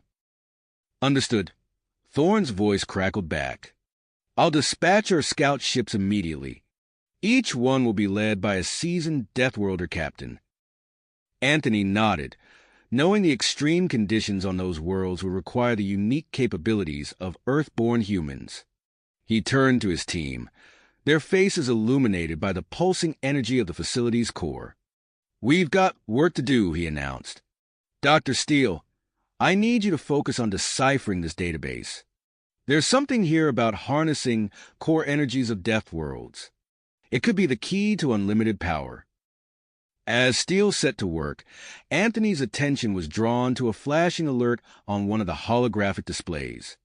The space battle above Inferno had reached a stalemate, with both RWC and Galactic Union forces regrouping. Seizing the opportunity, Anthony began transmitting the newly acquired precursor data to Kral on Kronos. 9. Kral, this is Anthony. I'm sending you a massive data package. See if you can use it to boost our defenses. Receiving now, Kral's voice responded, tinged with excitement. This is incredible, Anthony. It'll take time to process, but the potential is enormous. As Anthony coordinated efforts on multiple fronts, his comm unit chimed with an incoming message from Nexus Prime. He held his breath, knowing the planet's decision could tip the scales of the conflict. Anthony, we've done it. The voice of his chief diplomat rang out jubilant. Nexus Prime has voted to align with the RWC. We've secured access to their trade networks and political influence. A surge of triumph coursed through Anthony. He wasted no time capitalizing on this victory, reaching out to leaders of other neutral worlds. This is Anthony Graves of the Republic of Warlike Cultures. I invite you to send observers to witness the power of precursor technology firsthand. The future of the galaxy is unfolding, and you have the opportunity to be part of it. As responses began to trickle in, Dr. Steele's excited voice cut through the command center. Anthony, I've made a breakthrough. The precursor facilities are designed to harness the core energies of Deathworlds. This technology could revolutionize energy production across the galaxy. Before Anthony could fully process this information, alarms blared throughout the facility. The holographic displays flickered, showing real-time data from Inferno's surface. Volcanic activity was intensifying at an alarming rate. The activation of the precursor network, Steele explained, his voice tense. It's affecting the planet's already unstable environment. Anthony's mind raced, formulating a plan. We need to stabilize the core. Steele, can you use the precursor designs to create some kind of regulator? As Steele worked feverishly, Anthony assembled a team of the toughest Inferno colonists. We're going into the largest active volcano on the planet, he informed them. Our mission is to install these regulators and prevent a catastrophic eruption. The team moved swiftly, boarding a heat-resistant vehicle designed for Inferno's extreme conditions. As they approached the volcano, Anthony could see rivers of lava carving new paths across the landscape. They reached the volcano's base, the ground trembling beneath them. Anthony led the way, his Deathworlder physiology pushed to its limits as they began their descent into the fiery maw. The heat was oppressive, far beyond what even the Inferno colonists were accustomed to. Sweat evaporated instantly from their bodies as they navigated narrow ledges and treacherous drops. Almost there, Anthony called out, his voice barely audible over the roar of the magma chamber below. They reached a precarious outcropping overlooking the bubbling Inferno. Anthony carefully removed the regulator from its protective case. The device, a fusion of precursor technology and Steele's ingenuity, hummed with potential. With steady hands, he began the delicate process of installation. As he worked, the volcano's activity intensified. Lava spewed upwards, narrowly missing the team. The ledge beneath their feet cracked and shifted. "Hold on!" Anthony shouted, making the final connections. The regulator sparked to life, emitting a pulsing energy field that spread throughout the volcano's structure. Slowly, almost imperceptibly at first, the violent tremors began to subside.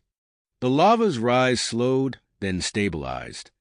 Anthony allowed himself a moment of relief before turning to his team. "We did it," he said, his voice hoarse from the superheated air. "But this is just the beginning. There are more Deathworlds out there, each with its own challenges. We need to move fast." As they emerged from the volcano, Anthony's comm unit crackled with urgent messages. Reports were flooding in from the other Deathworlds where precursor facilities had been discovered. Extreme cold, crushing gravity, toxic atmospheres. Each planet presented unique and deadly obstacles. And beyond the immediate challenges of the Deathworlds, Anthony knew the Galactic Union wouldn't remain idle for long. The conflict was escalating, spreading across known space like wildfire. He looked up at the sky, knowing that somewhere up there, Zex was leading hit-and-run battles against Union forces, buying them precious time. On Kronos 9, Krau was racing to integrate the precursor data into their systems without compromising security. And on countless worlds, the destiny of the universe hung in the balance. Anthony took a deep breath of Inferno's scorching air, steeling himself for the battles to come. The war was entering a new phase, and he knew that every decision, every action from this point on would shape the future of not just the RWC, but of all sentient life in the galaxy. With rekindled commitment, he turned to his team. "Let's get back to the facility," he said. "We've got a galaxy to save." "Save!" Anthony finished his thought as he stepped back into the precursor facility's control room. The successful stabilization of Inferno's core had been a crucial victory, but he knew it was just the beginning of a much larger conflict.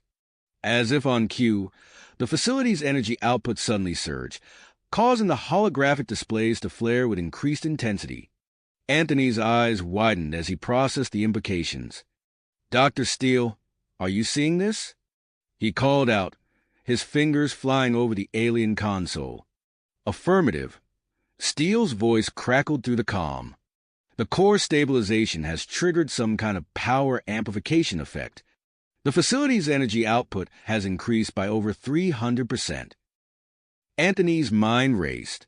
This unexpected development could be a game changer, but it also painted a giant target on Inferno's back. He needed to act fast. "Admiral Thorne," he spoke into his comm unit, "we need to fortify Inferno immediately. This surge in power is going to attract a lot of attention, both friendly and hostile." "Understood," Thorne replied. "I'm diverting additional ships to reinforce our orbital defenses. What's your plan for the ground?" Anthony's gaze swept across the control room, taking in the pulsing energy core and the intricate network of precursor technology. "We're going to turn this facility into our central command post. Dr. Steele, I need you to work on adapting the precursor tech to create a planetary shield. Focus on the facility and key strategic locations first." As Steele acknowledged the order, Anthony's comm unit chimed with an incoming transmission. The holographic display flickered to life, revealing the stern face of Grand Admiral Vax, the Galactic Union's most formidable strategist. "Mr. Graves," Vax's cold voice filled the room. "I hope I'm not interrupting your little science experiment. I thought you might like to know that Union forces are moving to secure several Deathworlds as we speak. Your Resilient Worlds Confederation won't be resilient for much longer." Anthony's fists tight, but he kept his voice steady. "You're making a mistake, Admiral. These worlds aren't yours to take." Vax's lips curled into a sneer. "We'll see about that." The transmission cut off abruptly. Anthony wasted no time. He opened a channel to all RW satellite worlds. This is Anthony Graves. The Galactic Union has launched a coordinated attack on multiple Deathworlds. Initiate Operation Firestorm immediately. He turned to his team, his eyes blazing with dedication. We need to deploy specialized teams to each threatened world. Captain Frost, assemble your Arctic experts and head to Glacius. Zex, take your Centaurian heavy worlders to Titan. We can't let the Union gain a foothold on any of these planets. As his team rushed to carry out their orders, Anthony focused on coordinating the defense of Inferno. He worked closely with Admiral Thorne to position their fleet strategically, while Dr. Steele made rapid progress on the planetary shield. Hours blurred into days as Anthony directed the multi-front war from the heart of the precursor facility. Reports flooded in from across the galaxy. On Glacius, Captain Frost and his team battled through howling blizzards to reach the planet's precursor installation. Union forces had established a beachhead, but the Arctic-adapted humans used the extreme cold to their advantage, outmaneuvering the enemy in terrain that would kill most species in minutes. Zex's voice crackled through the comm, reporting from Titan. Union landing parties repelled. They didn't expect us to be able to move so fast in this gravity. We've secured the precursor facility, but they're regrouping for another assault. Meanwhile, Dr. Steele made a breakthrough that sent shockwaves through the command center. Anthony, he called out, his voice filled with awe. I figured it out. These precursor facilities, they're not isolated installations. They're nodes in a galaxy-wide power grid. If we can activate and synchronize them all, we could revolutionize energy production across known space, Anthony finished, grasping the immense implications. This discovery raised the stakes of their conflict to unprecedented levels. As Anthony processed this information, Krau's voice came through from Kronos 9. Integration of precursor data complete. Our defensive capabilities have increased tenfold. I'm transmitting instructions to our forces on other Death worlds now. The tide of battle seemed to be turning in their favor when Lyra's urgent message cut through the command center. Anthony, I need to speak with you privately. It's about the effects of prolonged precursor tech exposure on Deathworlder physiology. Before Anthony could respond, alarms blared throughout the facility. The holographic displays shifted to show a massive Union fleet dropping out of hyperspace above Inferno. Grand Admiral Vax's face appeared on the main screen, his expression triumphant. Mr. Graves, I hope you're prepared for guests. I hear Inferno is lovely this time of year. As the first wave of Union ships began their descent towards the planet's surface, Anthony knew he faced an impossible choice. The defense of Inferno was critical, but intel about a Union superweapon capable of neutralizing precursor tech had just landed on his desk.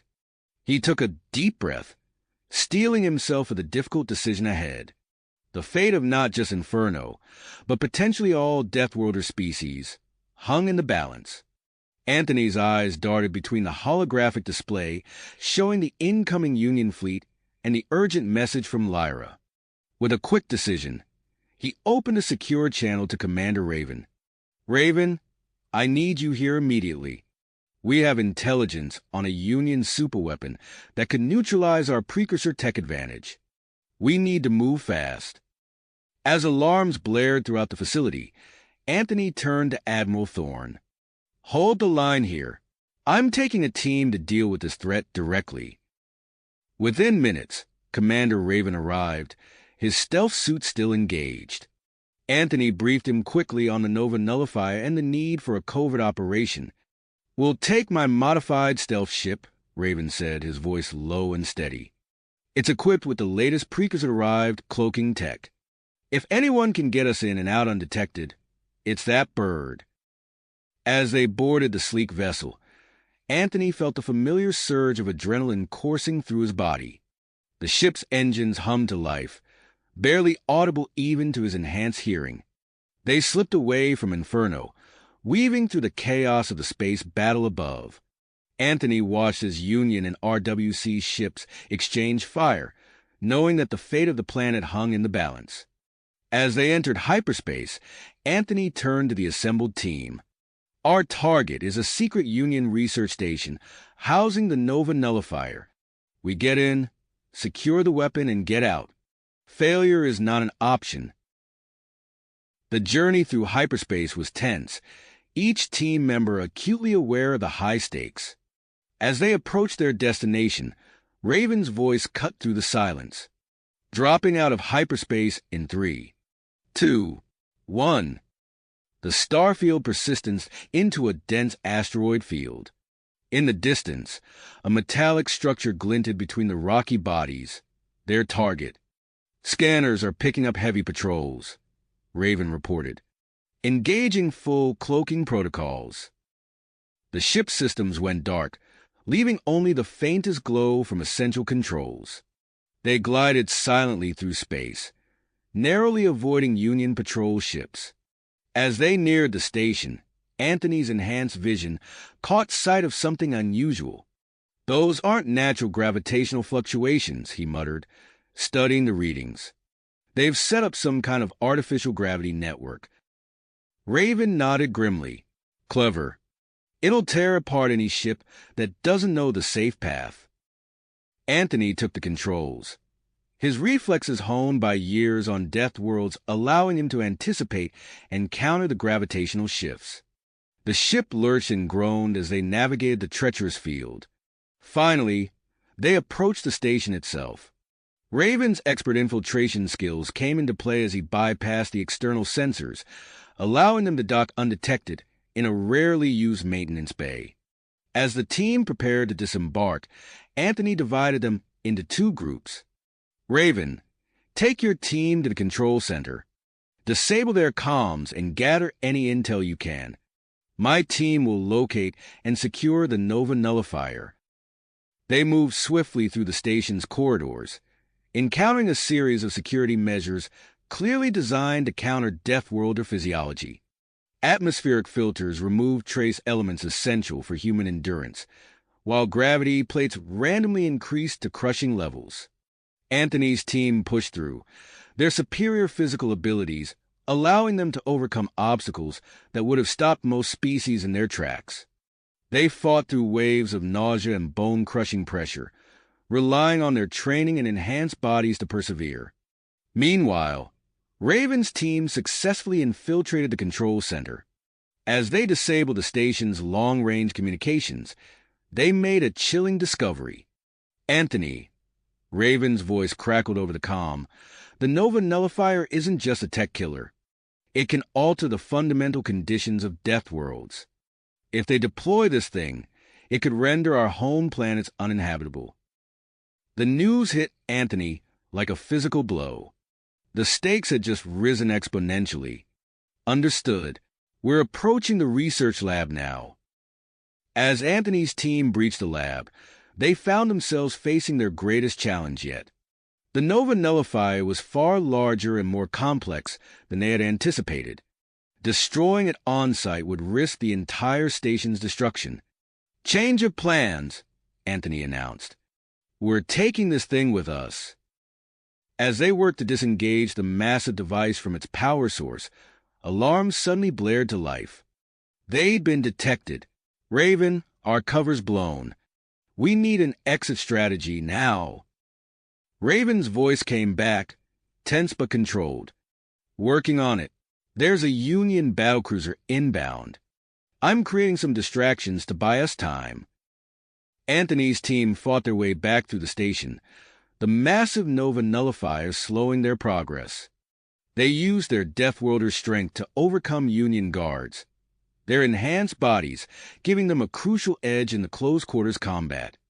As they neared the maintenance bay, Raven's team rejoined them. The sound of the approaching battlecruiser reverberated through the station's hull. "We're out of time," Anthony shouted as they loaded the Nova Nullifier onto their ship. "Everyone aboard now!"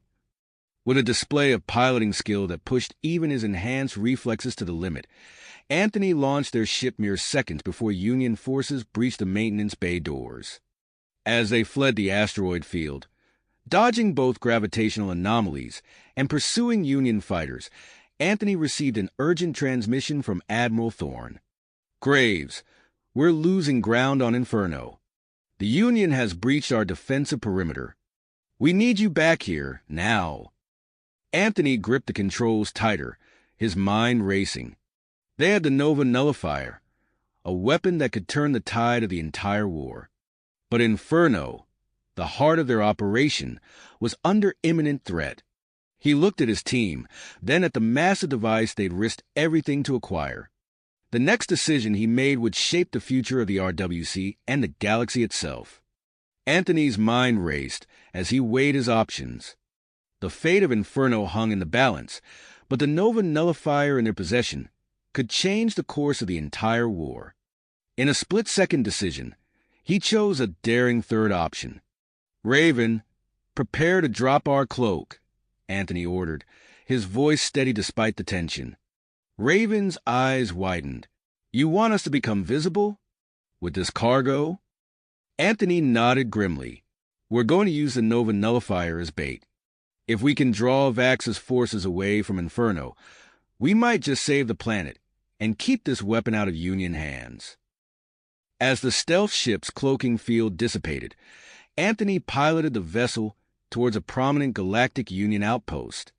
The ship's sensors immediately lit up with incoming transmissions and scan attempts. "They've spotted us," Raven reported, his fingers dancing over the tactical display. "Multiple Union ships are breaking off from the Inferno assault. They're moving to intercept." Anthony allowed himself a small smile. The plan was working. He opened a channel to Admiral Thorne. "Admiral, we've drawn off a significant portion of the Union fleet. Use this opportunity to regroup and fortify your positions." Thorne's reply came back, tinged with both relief and concern. "Understood, Graves. But what about you?" "We'll keep them busy," Anthony assured him, closing the channel. The ship lurched as Anthony pushed its engines to their limit, diving into a dense asteroid field. Behind them, Union warships gave chase, their superior numbers offset by their bulky size in the treacherous terrain. Anthony's enhanced reflexes were pushed to their limits as he wove through the asteroid field, narrowly avoiding collisions that would have spelled certain doom for a less skilled pilot. The pursuing Union ships weren't as fortunate, with several colliding with the massive space rocks or each other in their frenzied chase. As they emerged from the asteroid field, a transmission came through from Dr. Steele. His voice was filled with excitement and urgency. "Anthony, I've made a breakthrough. The Nova Nullifier's core contains a precursor artifact. If we can extract it, we might be able to enhance our own defenses and render the weapon useless." Anthony's mind raced with the implications. "We need somewhere to land and work on this thing," he muttered, scanning the star charts.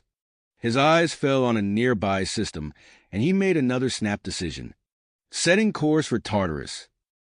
The ship streaked towards the Deathworld, its erratic gravitational fields and electromagnetic storms making it the perfect cover for their risky operation. As they entered the planet's turbulent atmosphere, Anthony saw the Union fleet hold position in orbit, unwilling to risk their larger ships in Tartarus's deadly embrace. The landing was rough, the ship buffeted by gale-force winds and fluctuating gravity. As soon as they touched down, Anthony's team sprang into action, unloading the Nova Nullifier and setting up a makeshift research station. "We don't have much time," Anthony warned as Dr. Steele began to examine the weapon. "The Union will find a way to send forces down here soon enough." The team worked in short, intense bursts, taking shelter in the ship when Tartarus's lethal radiation storm swept across the landscape. The planet's extreme conditions took their toll even on their Deathworlder physiology, with team members trading off to avoid prolonged exposure. Hours into their work, Raven's voice cut through the howling wind. "Incoming. Union drop pods entering the atmosphere."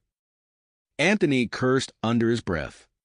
Vax must have equipped a strike team with specialized environmental gear.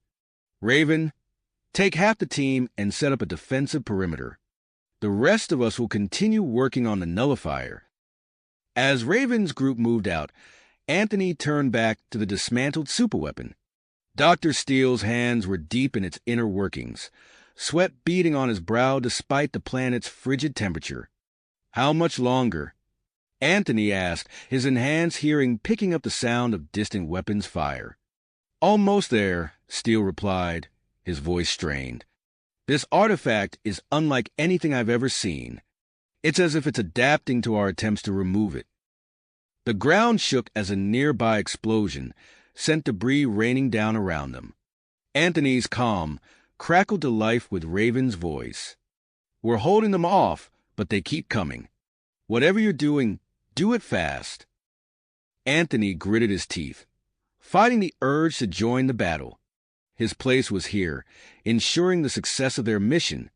He turned back to Dr. Steele, ready to assist in any way he could. Suddenly, Steele let out a triumphant shout. I've got it! He carefully lifted a pulsing, crystalline object from the nullifier's core. The moment it was removed, the rest of the device went dark. Anthony wasted no time. Rig what's left to self-destruct. We can't let the Union salvage anything. As they prepared to leave, a transmission came through from Admiral Thorne. His voice was urgent, almost panicked. Graves, we have a situation. The activation of multiple precursor facilities is causing some kind of cascading reaction. It's altering space-time across the galaxy. We need you back here immediately. Anthony looked at the precursor artifact in Steele's hands, then at the battle raging around them. They had succeeded in their immediate goal, but it seemed the war had taken yet another unexpected turn. As he gathered his team for their desperate flight off Tartarus, Anthony knew that the challenges ahead would dwarf everything they had faced so far. With the extracted artifact secure and the Nova nullifying set to explode, Anthony led his team back to their ship. The battle raged around them. Union commandos pressing their attack, even as Tartarus itself seemed to fight against their presence. As they lifted off, the remains of the superweapon detonated in a spectacular explosion, leaving nothing for the Union to recover. As their ship broke through Tartarus's turbulent atmosphere, Anthony allowed himself a moment of grim satisfaction. They had dealt the Union a significant blow and bought precious time for the RWC. But as the galactic horizon came into view, he knew that their greatest trials still lay ahead.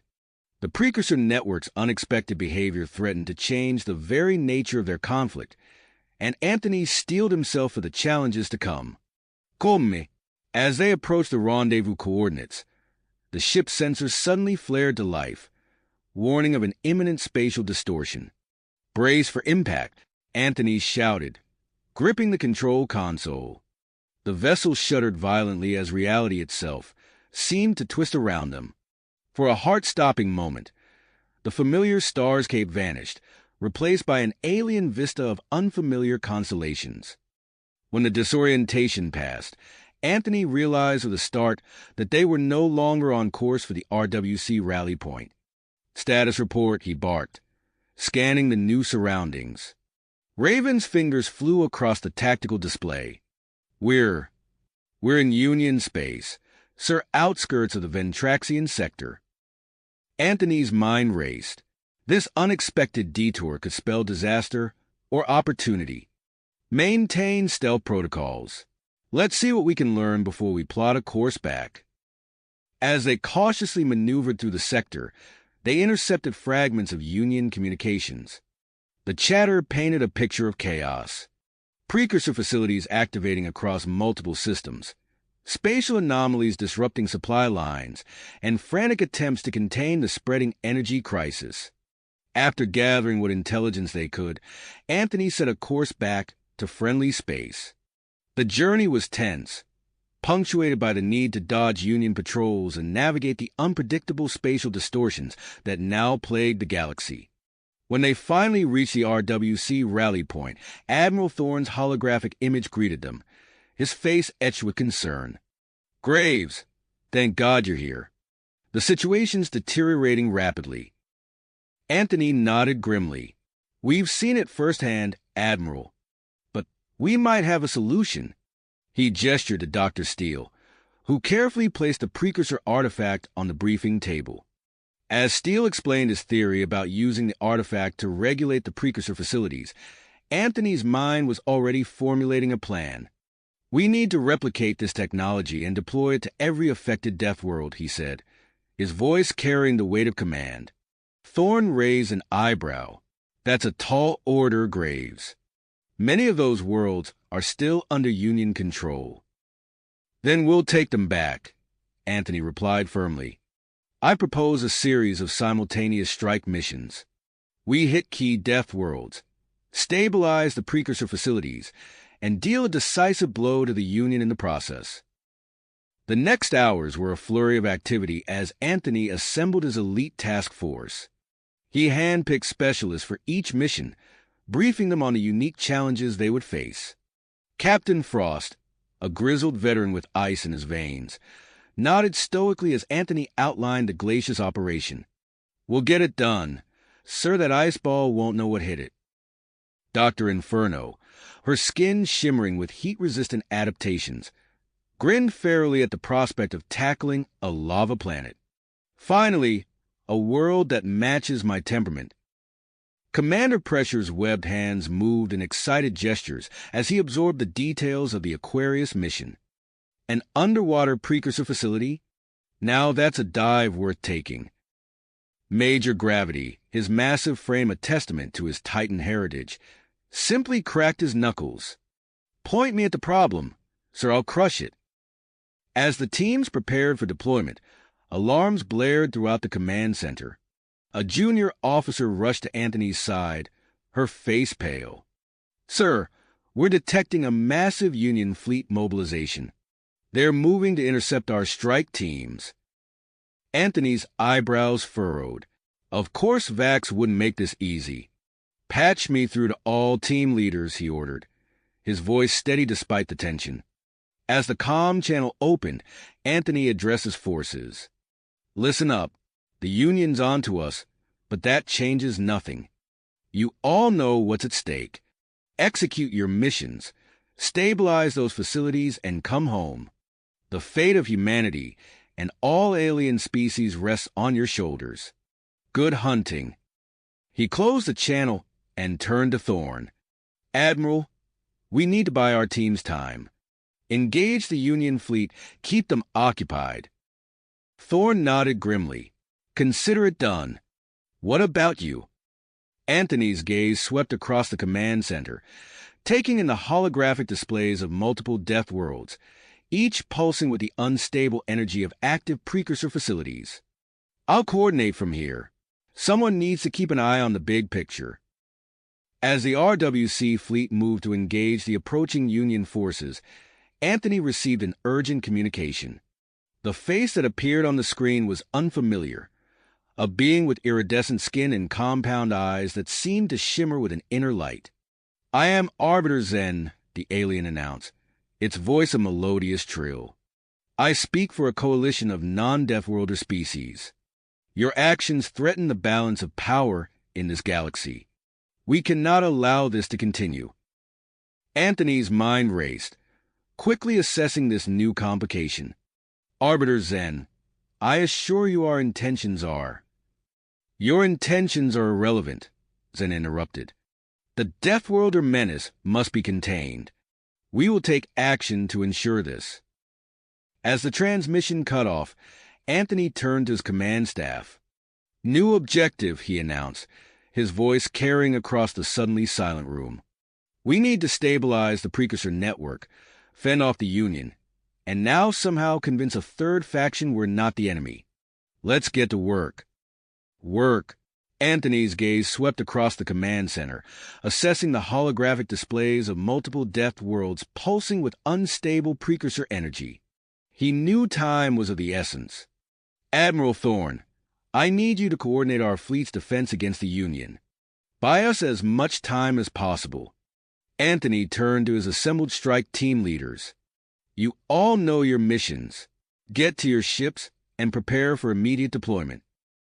As the command center erupted into a flurry of activity, Anthony opened a secure channel to Captain Frost. "You're up first, Captain. Glacius is our primary target. Get in, stabilize that facility, and get out. Union resistance is expected to be heavy." Frost's voice crackled through the calm, steady and determined. "Understood. Sir, my team is prepped and ready for Arctic warfare. We'll get it done." Anthony watched as Frost's ship departed, followed closely by the other strike teams. Dr. Inferno's vessel accelerated towards the newly discovered lava planet, Pyroclast. Commander Pressure's submersible-equipped craft set course for the ocean world Aquarius, while Major Gravity's reinforced ship headed for the supermassive planet Colossus. As the strike teams vanished into slipspace, Anthony received an urgent communication. The face that appeared on the screen was unfamiliar, a being with iridescent skin and compound eyes that seemed to shimmer with an inner light. "I am Arbiter Zen," the alien announced, its voice a melodious trill. "I speak for a coalition of non-Deathworlder species. Your actions threaten the balance of power in this galaxy. We cannot allow this to continue." Anthony's mind raced, quickly assessing this new complication.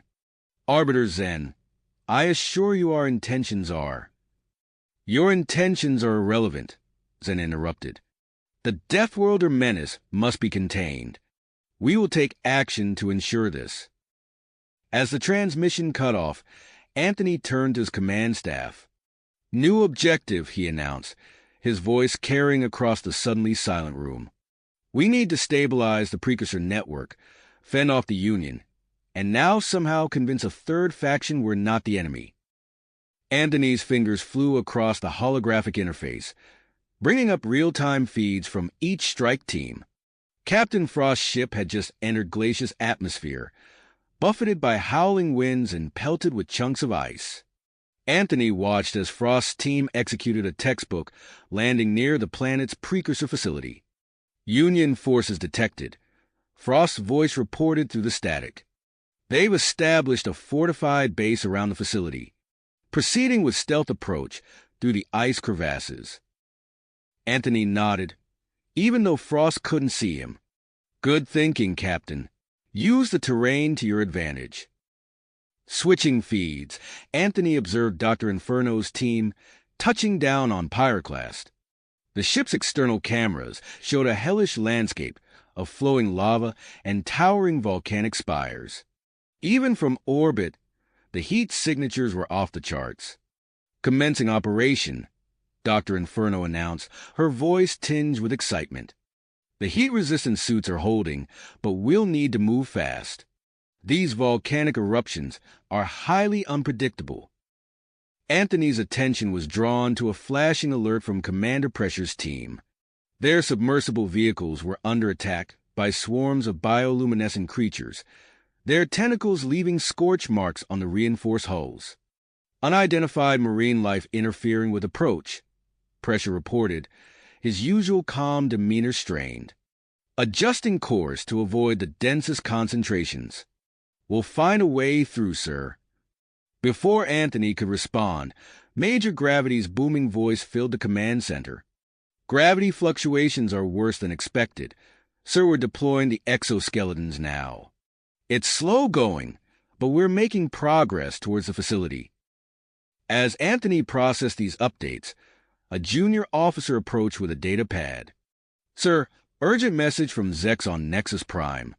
The diplomatic situation with Arbiter Zen's coalition is deteriorating rapidly."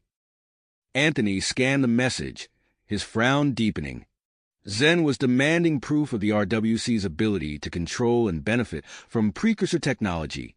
Without it, any hope of cooperation was off the table. "Send a response to Zex," Anthony ordered. "Tell him to stall as long as he can. We need more time." Just then, Krau's excited voice came through on a priority channel. "Anthony, I've had a breakthrough. If we can activate regulatory devices on all major precursor facilities simultaneously, we could create a stable, galaxy-wide power grid. Clean energy for countless worlds." Anthony's mind raced with the implications. This could be the key to convincing Zen's coalition of their peaceful intentions. But it all hinged on the success of the current missions.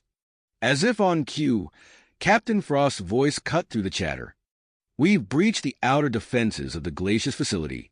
Engaging Union forces now. Our weapons are malfunctioning in this cold. We're going hand to hand.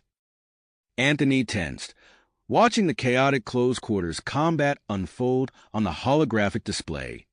Frost's team moved with precision, their training in Earth's harshest environments evident in every calculated strike. Suddenly, alarms blared throughout the command center. A massive Union fleet had just dropped out of slipspace, led by a familiar flagship. "Sir," a tactical officer called out, "long-range sensors confirm.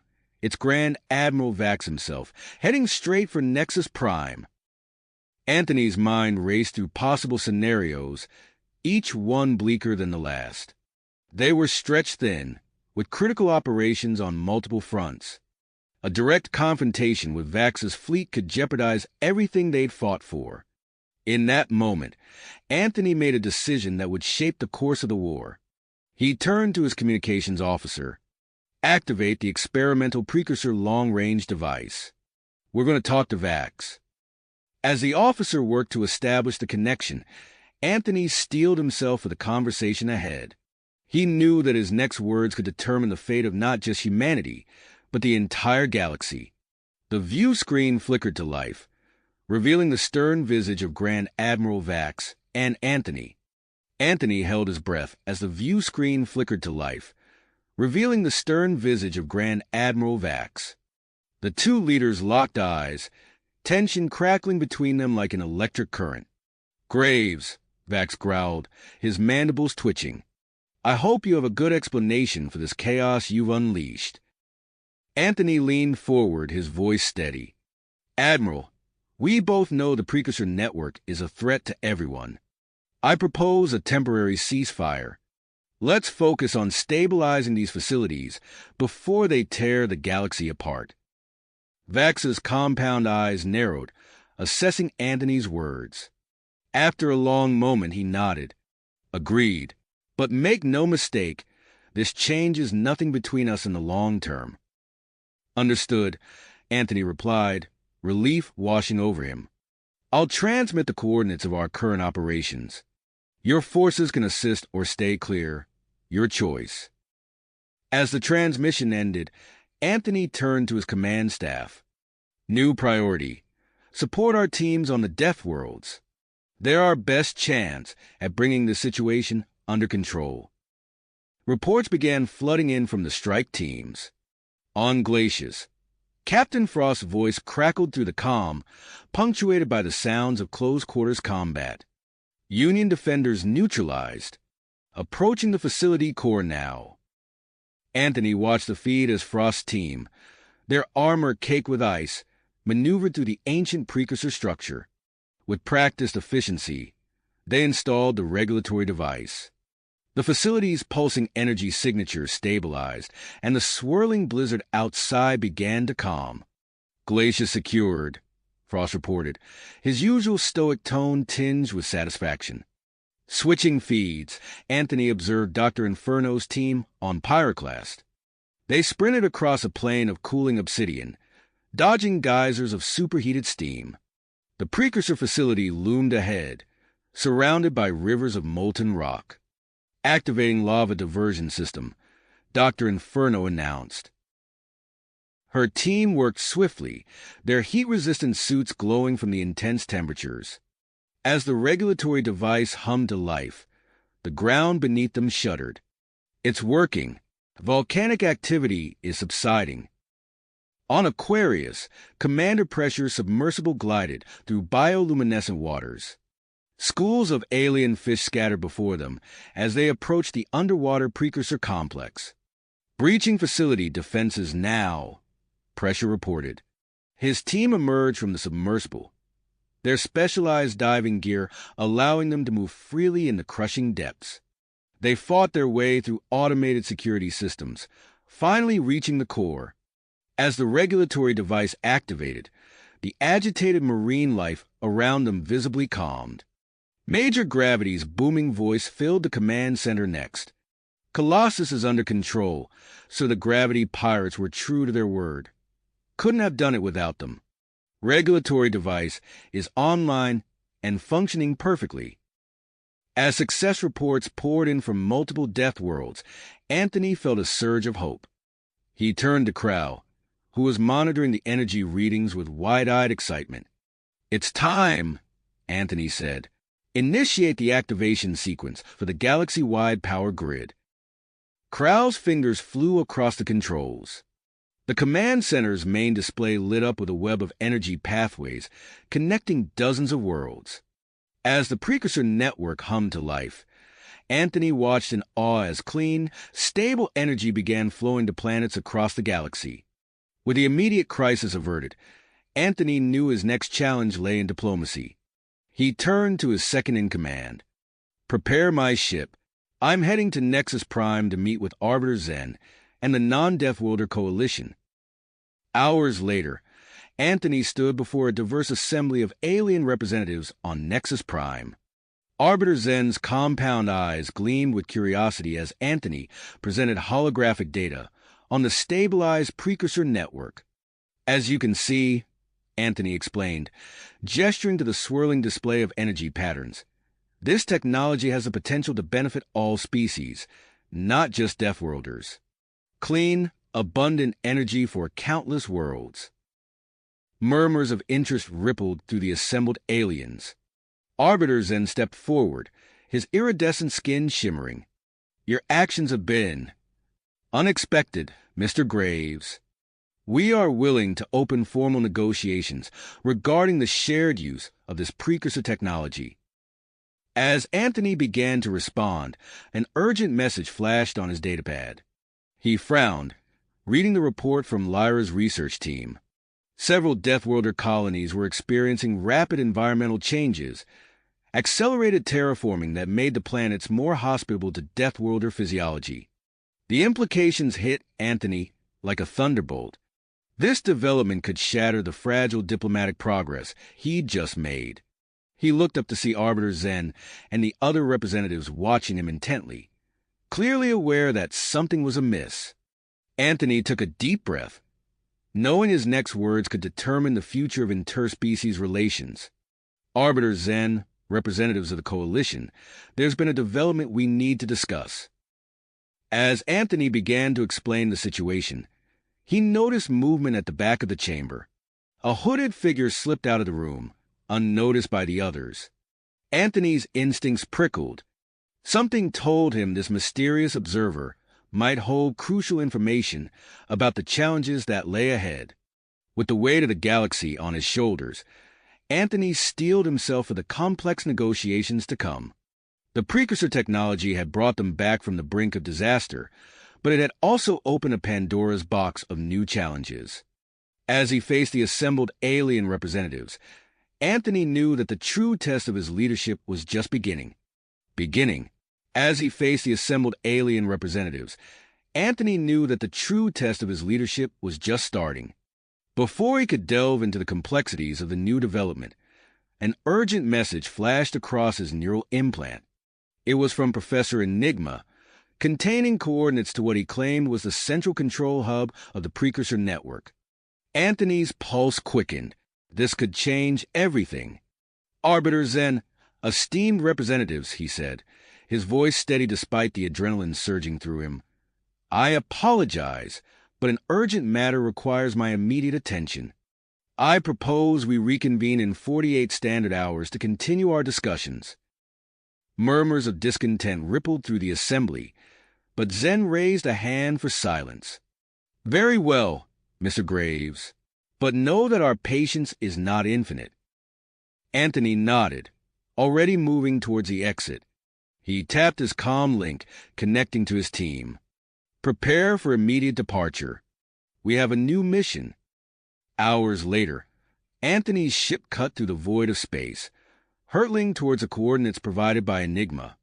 The specialized team he had assembled sat in tense silence, each member acutely aware of the stakes involved.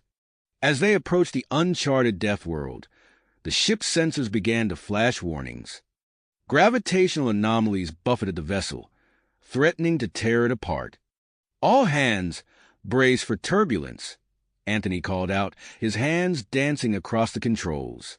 He felt the familiar rush of adrenaline as his enhanced reflexes kicked in, allowing him to perceive and react to the rapidly changing gravitational fields. The ship lurched and groaned, but Anthony's piloting kept them on course. They pierced the planet's atmosphere, revealing a landscape that seemed to defy reality.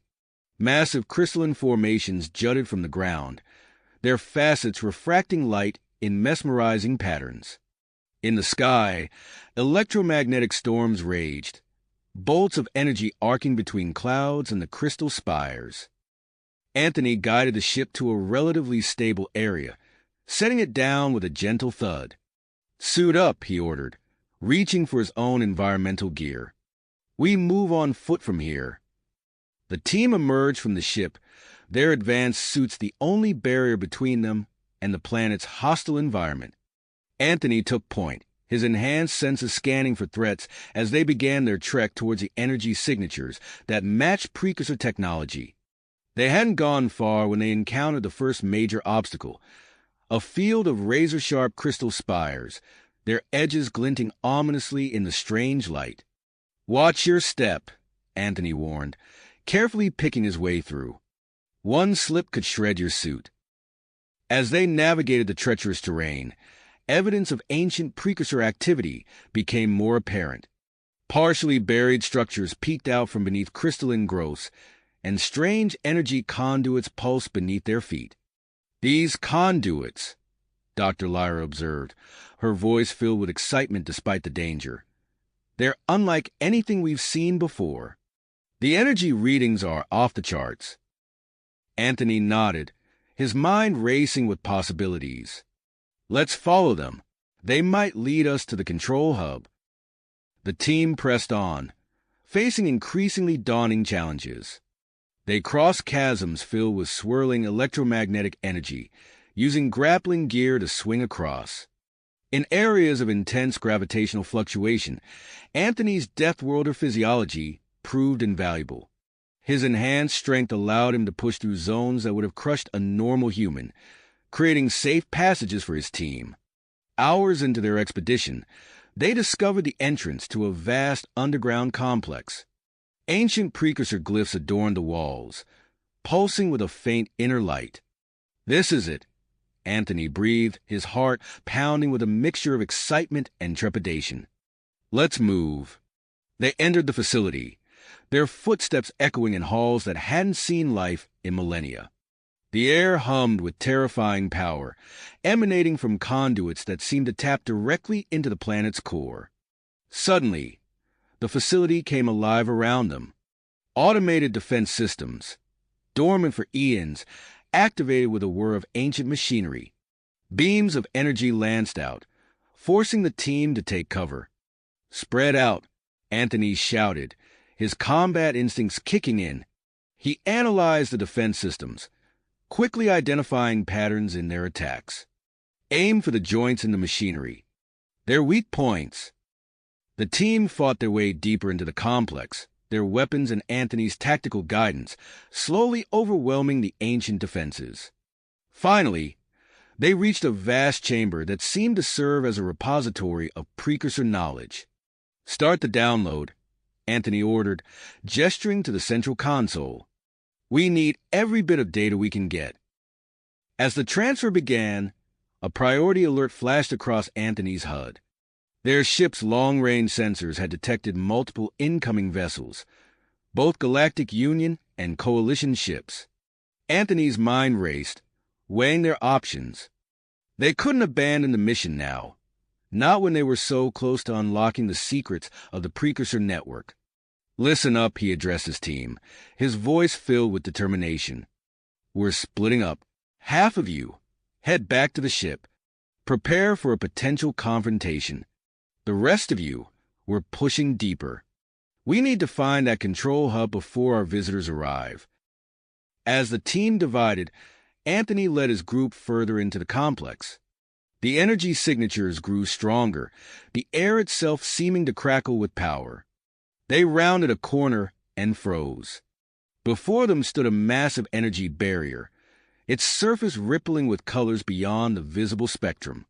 Anthony studied the barrier, his enhanced senses picking up subtle variations in its structure. He turned to his team, a plan forming in his mind.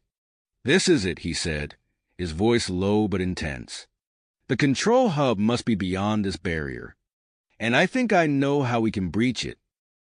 As Anthony began to outline his plan, leveraging their unique Deathworlder adaptations, the distant sound of ships entering the atmosphere echoed through the complex. The race against time had begun, with the future of the cosmos hanging in the balance. Balance. Anthony's mind raced, calculating their next move. The distant rumble of ships entering the atmosphere grew louder, adding urgency to their mission. "This way," Anthony commanded, gesturing towards a narrow passageway that pulsed with energy. The team followed, their footsteps echoing in the ancient halls. As they rounded the final corner, they found themselves face to face with an imposing energy barrier. Its surface rippled and shimmered, a kaleidoscope of colors beyond normal human perception. Anthony studied the barrier intently, his enhanced senses picking up subtle variations in its structure. He turned to his team, a plan forming. "We need to synchronize our suit's energy output," he explained, tapping commands into his wrist computer. "On my mark, everyone channel your suit's power to your left hand. The varying frequencies should create a harmonic resonance that'll disrupt the barrier." The team nodded, positioning themselves in a semicircle. Anthony raised his hand, counting down silently. As he clenched his fist, 5 streams of energy shot towards a barrier. For a moment, nothing happened. Then, with a sound like shattering glass, the barrier collapsed. They rushed forward into a vast chamber that took their breath away. Crystalline structures towered above them, pulsing with an inner light. At the center stood a massive obelisk, its surface covered in intricate, glowing patterns. Anthony approached the obelisk, drawn by an inexplicable pull. As he neared, the patterns began to shift and swirl. Suddenly, a brilliant beam of light engulfed him, and a holographic display sprang to life. "Incredible!" Dr. Lyra breathed, her eyes wide as she took in the galactic map before them. "It's the entire precursor network." Anthony's gaze darted across the display, noting dozens of previously unknown facilities scattered across uncharted Deathworlds. His mind reeled at the implications. An urgent beep from his comm unit interrupted his thoughts. "Sir," came the voice of his ship's pilot, "we've got a situation up here. Both Galactic Union and Coalition forces are launching probes towards the surface." Anthony's heart made. "Understood. Begin data transfer of everything we're seeing here. Priority Alpha."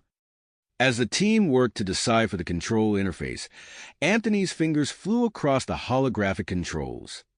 He initiated the download, watching as terabytes of information began streaming to their ship. Suddenly, the obelisk pulsed and new information flooded the display. Anthony's eyes widened as he realized what he was seeing. "It's not just an energy network," he said, his voice filled with awe. "It's a galactic terraforming system. The precursors designed it to alter planets, to support all forms of life." The implications hit them all at once. This technology could end resource conflicts across the galaxy, but in the wrong hands, it could also be a weapon of unimaginable power. Before they could fully process this revelation, a low hum filled the chamber. Hidden compartments in the walls slid open, releasing a swarm of shimmering nanobots. The tiny machines coalesced into a protective barrier around the facility. "Precursor defense system," Anthony muttered, watching the swarm with a mixture of fascination and wariness. Another comm alert chimed. "Sir," the pilot reported, "the first wave of probes has entered the atmosphere. Most are being destroyed by the storms or crashing into the crystal formations." Anthony nodded grimly. That'll buy us some time, but not much. Any word from our forces? Yes. Sir Admiral Thorne reports an RWC fleet is en route, but they're still hours out. Anthony's mind raced, weighing their options. They needed more time to secure the control hub and complete the data transfer. An idea formed, dangerous but potentially game-changing. He turned to the obelisk, his fingers dancing across the interface with newfound purpose. I'm initiating a controlled energy pulse through the network, he announced to his team. It'll disrupt long-range communications, and sensors across the galaxy will be isolated, but so will they. With a deep breath, Anthony activated the pulse. The obelisk hummed with power, and for a moment, the entire chamber seemed to vibrate. Then silence fell. Did it work? One of his team members asked. Before Anthony could respond, alarms blared from their comms. Sir, the pilot's voice was urgent. Both fleets are moving into attack formation. They're preparing for a full-scale assault on the planet. Anthony's hands clenched into fists. They were out of time. His gaze swept the chamber, searching for anything that could help them. His eyes locked onto a raised platform near the obelisk, surrounded by pulsing energy conduits. Understanding dawned. It was a risk, but it might be their only chance. Everyone, fortify our position, Anthony ordered, striding towards the platform. Use whatever precursor tech you can to create barriers. We need to hold this place at all costs. As his team scrambled to obey, Anthony stepped onto the platform. Energy crackled around him, making his hair stand on end. Sir, what are you doing? Dr. Lyra called out, her voice filled with concern. Anthony's eyes were fixed on the obelisk, his body tense for what was to come. Activating the planetary shield, he replied. It's going to take everything I've got. As he reached out to interface with the ancient technology, the first impacts of orbital bombardment shook the facility. Energy weapons and missiles streaked through the turbulent atmosphere, their targets locked on the control hub. Anthony gritted his teeth, feeling the raw power of the precursor network flowing through him. His Deathworlder physiology strained against the onslaught of energy, every nerve ending screaming in protest. The shield had to hold. Everything depended on it. As the bombardment intensified and his team braced for impact, Anthony pushed himself to the limit, becoming a living conduit for the planet's defense. The fate of the precursor control hub, and possibly the galaxy itself, now rested on his shoulders. The real battle was only just beginning. The energy coursing through Anthony's body intensified, his muscles straining against the overwhelming power of the precursor network. His veins began to glow beneath his skin, pulsing with an otherworldly light as he channeled the massive energy required to activate the planetary shield. Hold on, Anthony, Dr. Lyra shouted, her voice barely audible over the rising hum of energy. You're doing it. Anthony gritted his teeth. Every fiber of his being focused on redirecting the immense power flowing through the obelisk. His Deathworlder physiology, pushed to its absolute limits, began to visibly change. Muscles bulged and contorted, veins glowing brighter with each passing second. The air crackled with electricity as the energy built to a fever pitch. Then, with a blinding flash and a thunderous boom, the planetary shield burst into existence. A shimmering dome of energy expanded rapidly from the control hub, enveloping a large portion of the planet's surface. Moments later, the first wave of orbital bombardment slammed into the shield. The impact sent ripples across the energy barrier, but it held firm, deflecting the incoming weapons fire from both the Galactic Union and Coalition forces. As the shield stabilized, a wave of energy swept across the planet's surface. The raging electromagnetic storms that had plagued their journey suddenly calmed, and the treacherous crystal formations ceased their ominous shifting. Anthony, his task complete, collapsed to the platform. His body, pushed beyond its limits, finally gave out. Anthony, Dr. Lyra rushed to his side, her medical training kicking in. We need to move him now. The team sprang into action, carefully lifting their unconscious leader and moving him to a makeshift medical bay they hastily set up within the control hub. Using the precursor technology at their disposal, they began monitoring Anthony's vital signs and aiding in his recovery. Despite the immense strain he had endured, Anthony's Deathworlder physiology was already showing signs of adaptation. His accelerated healing factor kicked in, repairing damaged tissue at an astonishing rate. As Anthony recuperated, his team wasted no time in fortifying their position. They directed the precursor nanobots to construct additional defensive structures around the facility. Energy barriers sprang up, creating a formidable perimeter around the control hub. "Status report," Dr. Lyra demanded, her eyes never leaving the holographic display of Anthony's vital signs. One of the team members, hunched over a console, responded, "The data transfer is still ongoing. We're receiving massive amounts of information about the precursor network. It's incredible." In orbit, the failed initial assault forced both the Galactic Union and Coalition fleets to regroup.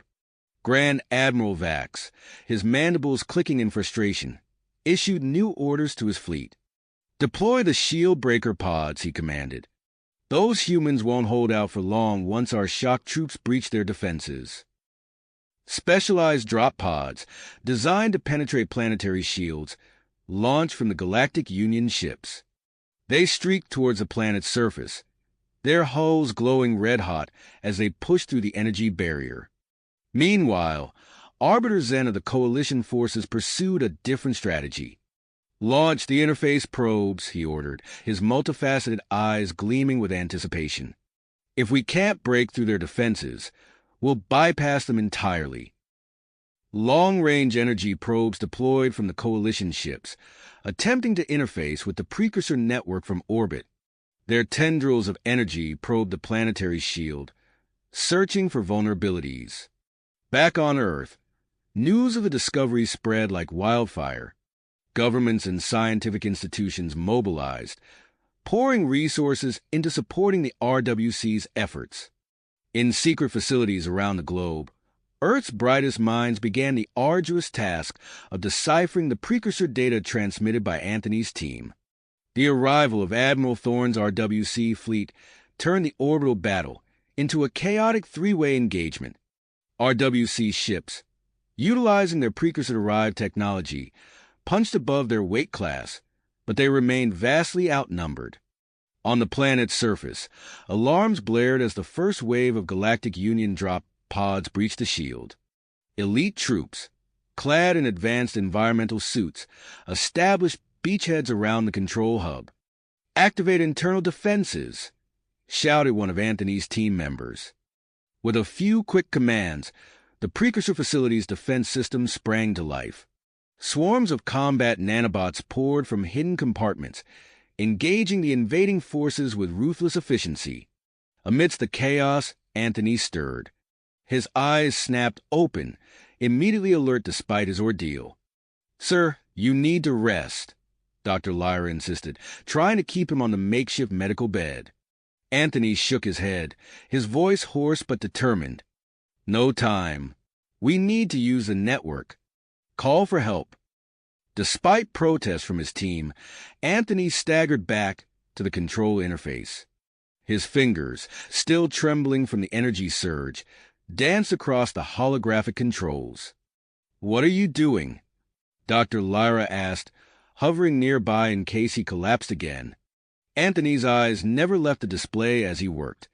"Sending a message to every death world in the galaxy. We need reinforcements." As Anthony interfaced with the precursor network, attempting to broadcast a galactic-wide distress signal, his team coordinated the defense of the facility. They used every piece of advanced precursor technology at their disposal to hold off the advancing Galactic Union forces. The control hub hummed with energy as Anthony activated the Galactic Communication Array. A powerful signal emanated from the facility, spreading through the precursor network to every known death world in the galaxy. Suddenly, the facility's energy output spiked dramatically. The planet's already unstable environment reacted violently to the surge. The ground beneath their feet began to tremble, and the air filled with an ominous static charge. Anthony's team exchanged worried glances as new alarms blared throughout the control hub. They had succeeded in sending their message, but at what cost? As the planet's environment destabilized around them, they realized their battle was a long way to go. The team now faced not only the external threats from space, but also the unforeseen consequences of their actions on this volatile Deathworld. Deathworld. As the team grappled with the immediate threats, the true magnitude of their actions began to unfold. The control hub's energy output suddenly spiked, sending violent tremors through the facility. Anthony stumbled, catching himself on the edge of the console as the floor beneath them bucked and heaved. "What's happening?" Dr. Lyra shouted, struggling to maintain her footing. Anthony's eyes widened as he scanned the readouts. The communication array.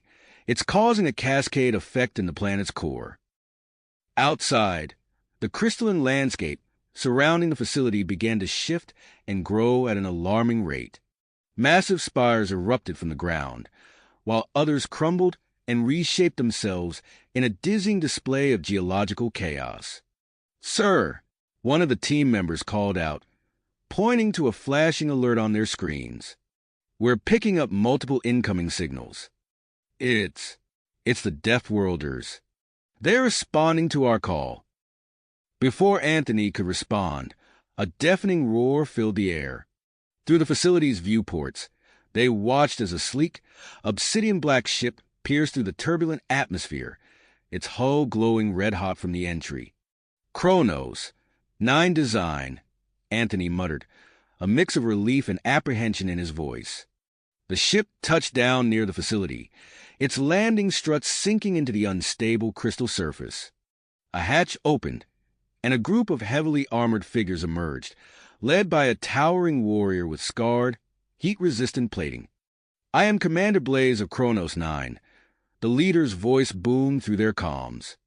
"We received your distress call. What's the situation?" Anthony quickly briefed the Kronos 9 forces on their predicament as they made their way into the facility. Commander Blaze's team immediately set to work, their advanced weaponry and combat experience providing a much-needed boost to the facility's defenses. In orbit, the space battle took on a new dimension as ships from other Deathworlder civilizations began to arrive. Massive ice-crusted vessels from Glacius, sleek underwater-capable craft from Aquarius, and bulky, gravity-defying ships from Titan joined Admiral Thorne's RWC fleet. The Galactic Union forces, caught off guard by the sudden influx of Deathworlder reinforcements, were forced to adjust their strategy. Grand Admiral Vax's mandibles clicked rapidly as he issued new orders to his fleet. On the ground, Colonel Vex of the Galactic Union Ground Forces observed the changing battlefield with growing concern. The constantly shifting crystal formations made traditional tactics all but useless. "Deploy the gravity manipulators," Vex ordered, his voice calm despite the chaos around him. "We need to stabilize our approach." As Vex troops advanced, portable devices hummed to life, creating pockets of normalized gravity amidst the planet's fluctuating fields. The Galactic Union forces moved with newfound purpose, their weapons trained on the precursor facility. Inside the control hub, Anthony's mind raced as he worked to unlock more of the precursor network's capabilities. His fingers danced across the holographic interface, sifting through layers of ancient code. "There," he exclaimed, his eyes lighting up. "I've found a terraforming subsystem. If I can just—" Anthony activated the newly discovered function, and the effects were immediate. The crystalline landscape around the facility began to reshape itself, forming natural barricades and defensive structures. Massive walls of crystal rose from the ground, blocking the Galactic Union's advance and funneling them into killing zones covered by the facility's defenses. Commander Blaze nodded approvingly. "Impressive, but we're not out of this yet." As if on cue, The facility's power flickered, and several systems went offline momentarily. "What now?" Dr. Lyra asked, frustration evident in her voice. Anthony's brow furrowed as he analyzed the data streams. "It's the Coalition. They've established a partial connection to the network. They're trying to shut us down remotely." The battle now raged on multiple fronts, in space on the ground, and in the virtual realm of the precursor network itself. Anthony and his team found themselves fighting a digital war against Arbiter Zen's Coalition forces, struggling to maintain control of the facility systems while repelling the physical assault. Suddenly, a priority transmission cut through the chaos. It was from Earth. "We've made a breakthrough." The voice of Dr. Chun, lead RWC scientist, rang out.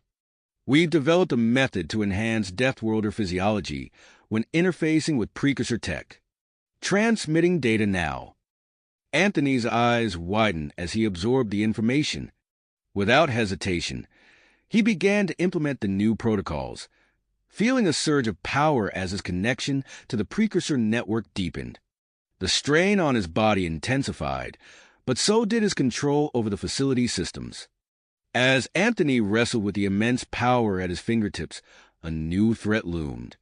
The Galactic Union flagship moved into position, its massive energy cannon beginning to charge. "They're going to fire on the facility!"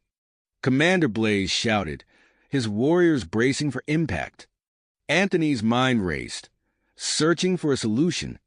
In that moment of desperation, he made a decision that would change the course of the conflict. "I'm activating all known precursor facilities across the galaxy," he announced, his voice strained as he initiated the sequence. The control hub hummed with an intensity that made the air itself vibrate. Anthony stood at the center, his body glowing with precursor energy as he struggled to maintain control over the vast network. The fate of not just the control hub, but potentially the entire galaxy, hung in the balance. As the Galactic Union's energy cannon reached full charge, and the effects of the activated precursor network began to manifest across countless worlds, Anthony gritted his teeth, pushing his enhanced physiology to its absolute limits. The true test of humanity's tenacity was only beginning. The true test of humanity's tenacity was only just starting.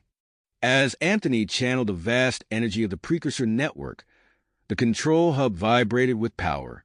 His body glowed with an otherworldly light, veins pulsing with luminescent energy. The effects of his actions rippled across the galaxy, triggering a cascade of environmental changes on countless worlds. In orbit, the Galactic Union flagship's energy cannon reached full charge, its massive barrel aimed directly at the control hub. The air crackled with tension as Admiral Thorne's fleet moved to intercept, but their ships couldn't close the distance in time. "Incoming!" Commander Blaze shouted, his voice barely audible over the facility's blaring alarms. Anthony's eyes snapped open, blazing with grit. He redirected a portion of the precursor network's energy to reinforce the planetary shield, his fingers dancing across the holographic interface with inhuman speed. The cannon fired, a blinding beam of destructive energy hurtling towards the planet. It struck the supercharged shield, which flared brilliantly upon impact. The majority of the blast dissipated against the barrier, but the sheer power of the attack still sent shockwaves through the outer layers of the facility. The control hub shuddered violently, consoles sparking and systems flickering. Anthony gritted his teeth, fighting to maintain his connection to the network. The strain on his body was immense. Muscles spasmed uncontrollably, and his skin began to crack, revealing pulsing energy beneath. "Anthony!" Dr. Lyra cried out, rushing to his side. "Your body can't take much more of this." He shook his head, voice strained but resolute. "Have to. Keep going. Too much at stake." In orbit, the space battle took on a new dimension as additional Deathworlder reinforcements arrived. Massive ships from the gas giant Jovian executed complex maneuvers that left the Galactic Union forces struggling to track them. Their pilots, adapted to high-pressure environments, pulled off tactics that would have crushed ordinary humans. A fleet of vessels from the radiation-heavy world of Chernobyl, led by Admiral Radomir, entered the fray. They deployed experimental weapons that sent out waves of electromagnetic interference, disrupting the Galactic Union's ship-to-ship communications. "What's happening?" Grand Admiral Vax demanded, his mandibles clicking furiously as his flagship systems faltered. On the planet's surface, the crystalline landscape continued its chaotic transformation. Massive spires rose and fell. Canyons opened and closed, creating an ever-shifting battlefield. Commander Blaze led his Kronos, 9 warriors in a daring counteroffensive against Colonel Vex's forces. "Use the hot spots," Blaze ordered, his voice carrying over the din of battle. "They can't follow us through." The Kronos, 9 troops demonstrated their heat resistance by charging through electromagnetic storms that would have incinerated ordinary soldiers.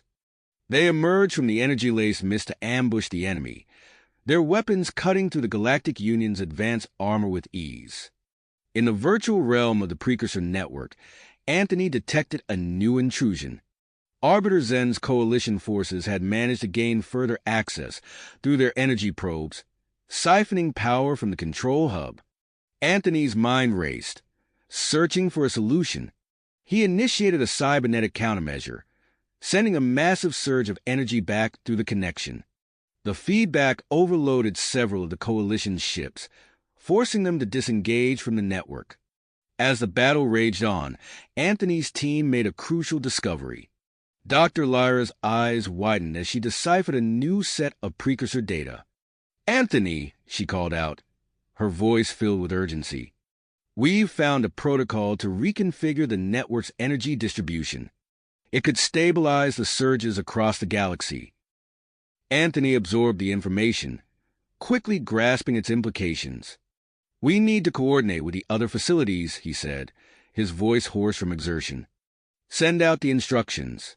Now." Using the Galactic Communication Array, Anthony broadcast a series of complex instructions to the Deathworlder reinforcements scattered across various worlds. On the ice planet Glacius, Captain Frost received the transmission and immediately set to work. On Pyroclast, a world of endless volcanoes, Dr. Inferno began the delicate process of activating the local precursor facility. Major Gravity, on the crushing world of Colossus, initiated his own sequence. As the coordinated effort began, Grand Admiral Vax observed the shifting balance of power with growing desperation. His mandibles clicked rapidly as he issued new orders. "Deploy the hybrids," he commanded, his voice cold and calculating. "Breach that facility at any cost." A team of genetically enhanced soldiers, each spliced with Deathworlder DNA, launched from the Galactic Union flagship. Led by the ruthless Commander Chimera, they descended upon the control hub like a swarm of deadly insects. Inside the facility, Anthony initiated the reconfiguration protocol. His body trembled with the effort of maintaining control over the vast network, while simultaneously coordinating the actions of Deathworlder teams across multiple planets. "We've got incoming," one of the team members shouted, pointing to a security feed showing Chimera's forces cutting through the outer defenses with alarming speed. Commander Blaze's voice crackled over the comms. "We're on our way back, but these hybrids are faster than anything we've seen before. Hold tight." Anthony's focus narrowed to a laser point. The fate of countless worlds hung in the balance, depending on the precise execution of the reconfiguration protocol. Yet with each passing second, the hybrid troops drew closer to the heart of the facility. The control hub hummed with an intensity that made the air shimmer. Anthony stood at its center, a conduit for unimaginable power, as he fought to complete the protocol before Chimera's forces could breach the inner sanctum. The next few moments would determine not just the outcome of the battle, but the future of the entire galaxy. The air crackled with tension as Anthony's fingers danced across the holographic interface, initiating the reconfiguration protocol for the Precursor Network. Suddenly, the control hub's energy output spiked to unprecedented levels. Anthony's body convulsed as he struggled to channel the immense power surging through him. His skin began to harden, taking on a crystalline sheen that mirrored the planet's landscape. Veins of glowing energy pulsed beneath his translucent flesh, a testament to his Deathworlder physiology adapting to the strain. "Anthony," Dr. Lyra cried out, her eyes wide with concern. "Your body, it's changing." He gritted his teeth, forcing words through the pain. "Can't. Stop now. Too much. At stake." Across the galaxy, the coordinated effort to activate the precursor facilities began in earnest. On the ice planet Glacius, Captain Frost and his team battled against both Galactic Union forces and the rapidly shifting frozen terrain. Massive glaciers cracked and reformed, creating treacherous chasms that threatened to swallow entire squads. "Watch your step," Frost shouted as he leaped across a widening fissure, his breath visible in the frigid air. "The ice is alive." On Pyroclast, Dr. Inferno's group raced against time, their environmental suits barely withstanding the intense heat as they worked to stabilize the facility. Lava geysers erupted around them, showering the area with molten rock. "Reroute coolant to the main conduits." Inferno ordered, her voice steady despite the chaos. "We need to keep the core temperature stable." Major Gravity's team on Colossus faced their own challenges as the planet's gravitational fluctuations intensified. One moment they were practically floating, the next they were pinned to the ground by crushing force. "Compensate with the gravity modulators." Gravity bellowed, his muscles straining against the ever-changing pull. "We can't let this stop us." Back at the control hub, the situation grew dire as Commander Chimera's hybrid troops breached the outer defenses. They moved with inhuman speed and agility, their bodies a disturbing blend of various species traits. Commander Blaze rallied his Chronos, 9 warriors, forming a last line of defense around Anthony. "Hold the line," he roared, his skin glowing red-hot as he absorbed energy discharges from the overloading precursor technology. "We can't let them reach the core." The battle raged in close quarters, with both sides adapting to the constantly reshaping crystalline terrain. Massive spires rose and fell, creating impromptu cover or exposing vulnerable positions. The hybrid troops demonstrated their resilience, shrugging off injuries that would have felled normal soldiers. In orbit, Admiral Thorne's fleet coordinated with the Deathworlder reinforcements to push back against the Galactic Union and Coalition forces. Jovian ships executed complex maneuvers that defied conventional tactics, while Admiral Radimir's Chernobyl fleet unleashed electromagnetic pulses that left enemy vessels dead in space. Grand Admiral Vax observed the shifting tide of battle with growing frustration. His mandibles clicked rapidly as he issued new orders. "Regroup and focus fire on the emerging precursor facilities. We must disrupt their activation at all costs." The Galactic Union fleet began to converge on the newly awakened precursor sites across multiple worlds. On the ocean planet Aquarius, massive tidal waves threatened to overwhelm coastal settlements as new landmasses erupted from the depths. The high-gravity world of Titan experienced a sudden decrease in its gravitational pull, sending its inhabitants and structures floating helplessly into the air. As Anthony struggled to maintain control over the surging precursor network, the long-range sensors detected a massive fleet entering the system. The newcomers' ships were a hodgepodge of designs representing various non-Deathworlder species. "We're receiving a transmission," one of Anthony's team members announced, surprise evident in their voice. A holographic image flickered to life, revealing a slender, multi-limbed being with iridescent skin. "I am Ambassador Xylana," the alien stated, its voice a harmonious blend of tones. "We represent a faction within Arbiter Zen's coalition who recognize the need for cooperation in this crisis. We propose a temporary ceasefire and offer our assistance in stabilizing the precursor network." Anthony's mind raced, weighing the potential risks and benefits of accepting the offer. The control hub systems flashed urgent warning signals, indicating that the network's instability had reached a critical point. The entire planet shuddered as the crystalline structures began to resonate at an atomic level, threatening to tear the world apart. With seconds to make a decision that would shape the future of the galaxy, Anthony locked eyes with Commander Blaze, who nodded grimly. Anthony turned his attention back to Ambassador Xylana's hologram. His voice strained but resolute. "We accept your offer," he declared, his body pulsing with almost unchecked energy. "But be warned, any sign of betrayal, and we'll unleash the full power of this network. Consequences be damned." As the non-Deathworlder fleet moved into position to assist, Anthony redirected his focus to the task at hand. The fate of countless worlds hung in the balance as he prepared to execute the next phase of the reconfiguration protocol. Fully aware that his actions in the coming moments would either defend the cosmos or condemn it to chaos. Chaos or condemn it to a new era of peace. As the weight of his decision pressed upon him, Anthony's crystalline form pulsed with energy. He took a deep breath, closed his eyes, and made his choice. "Neither," he said, his voice resonating with newfound power. "We end this now." Before anyone could react, Anthony channeled the full might of the precursor network into a controlled energy discharge. The air crackled and sparked as waves of energy rolled outward from the control hub, washing over the planet and expanding into space. Commander Blaze stumbled, his energy rifle sputtering and dying in his hands. "What's happening?" he shouted, looking at Anthony with a mixture of confusion and awe. Anthony's eyes glowed with an otherworldly light as he responded, leveling the playing field. Throughout the system, the effects of Anthony's actions rippled across space and time.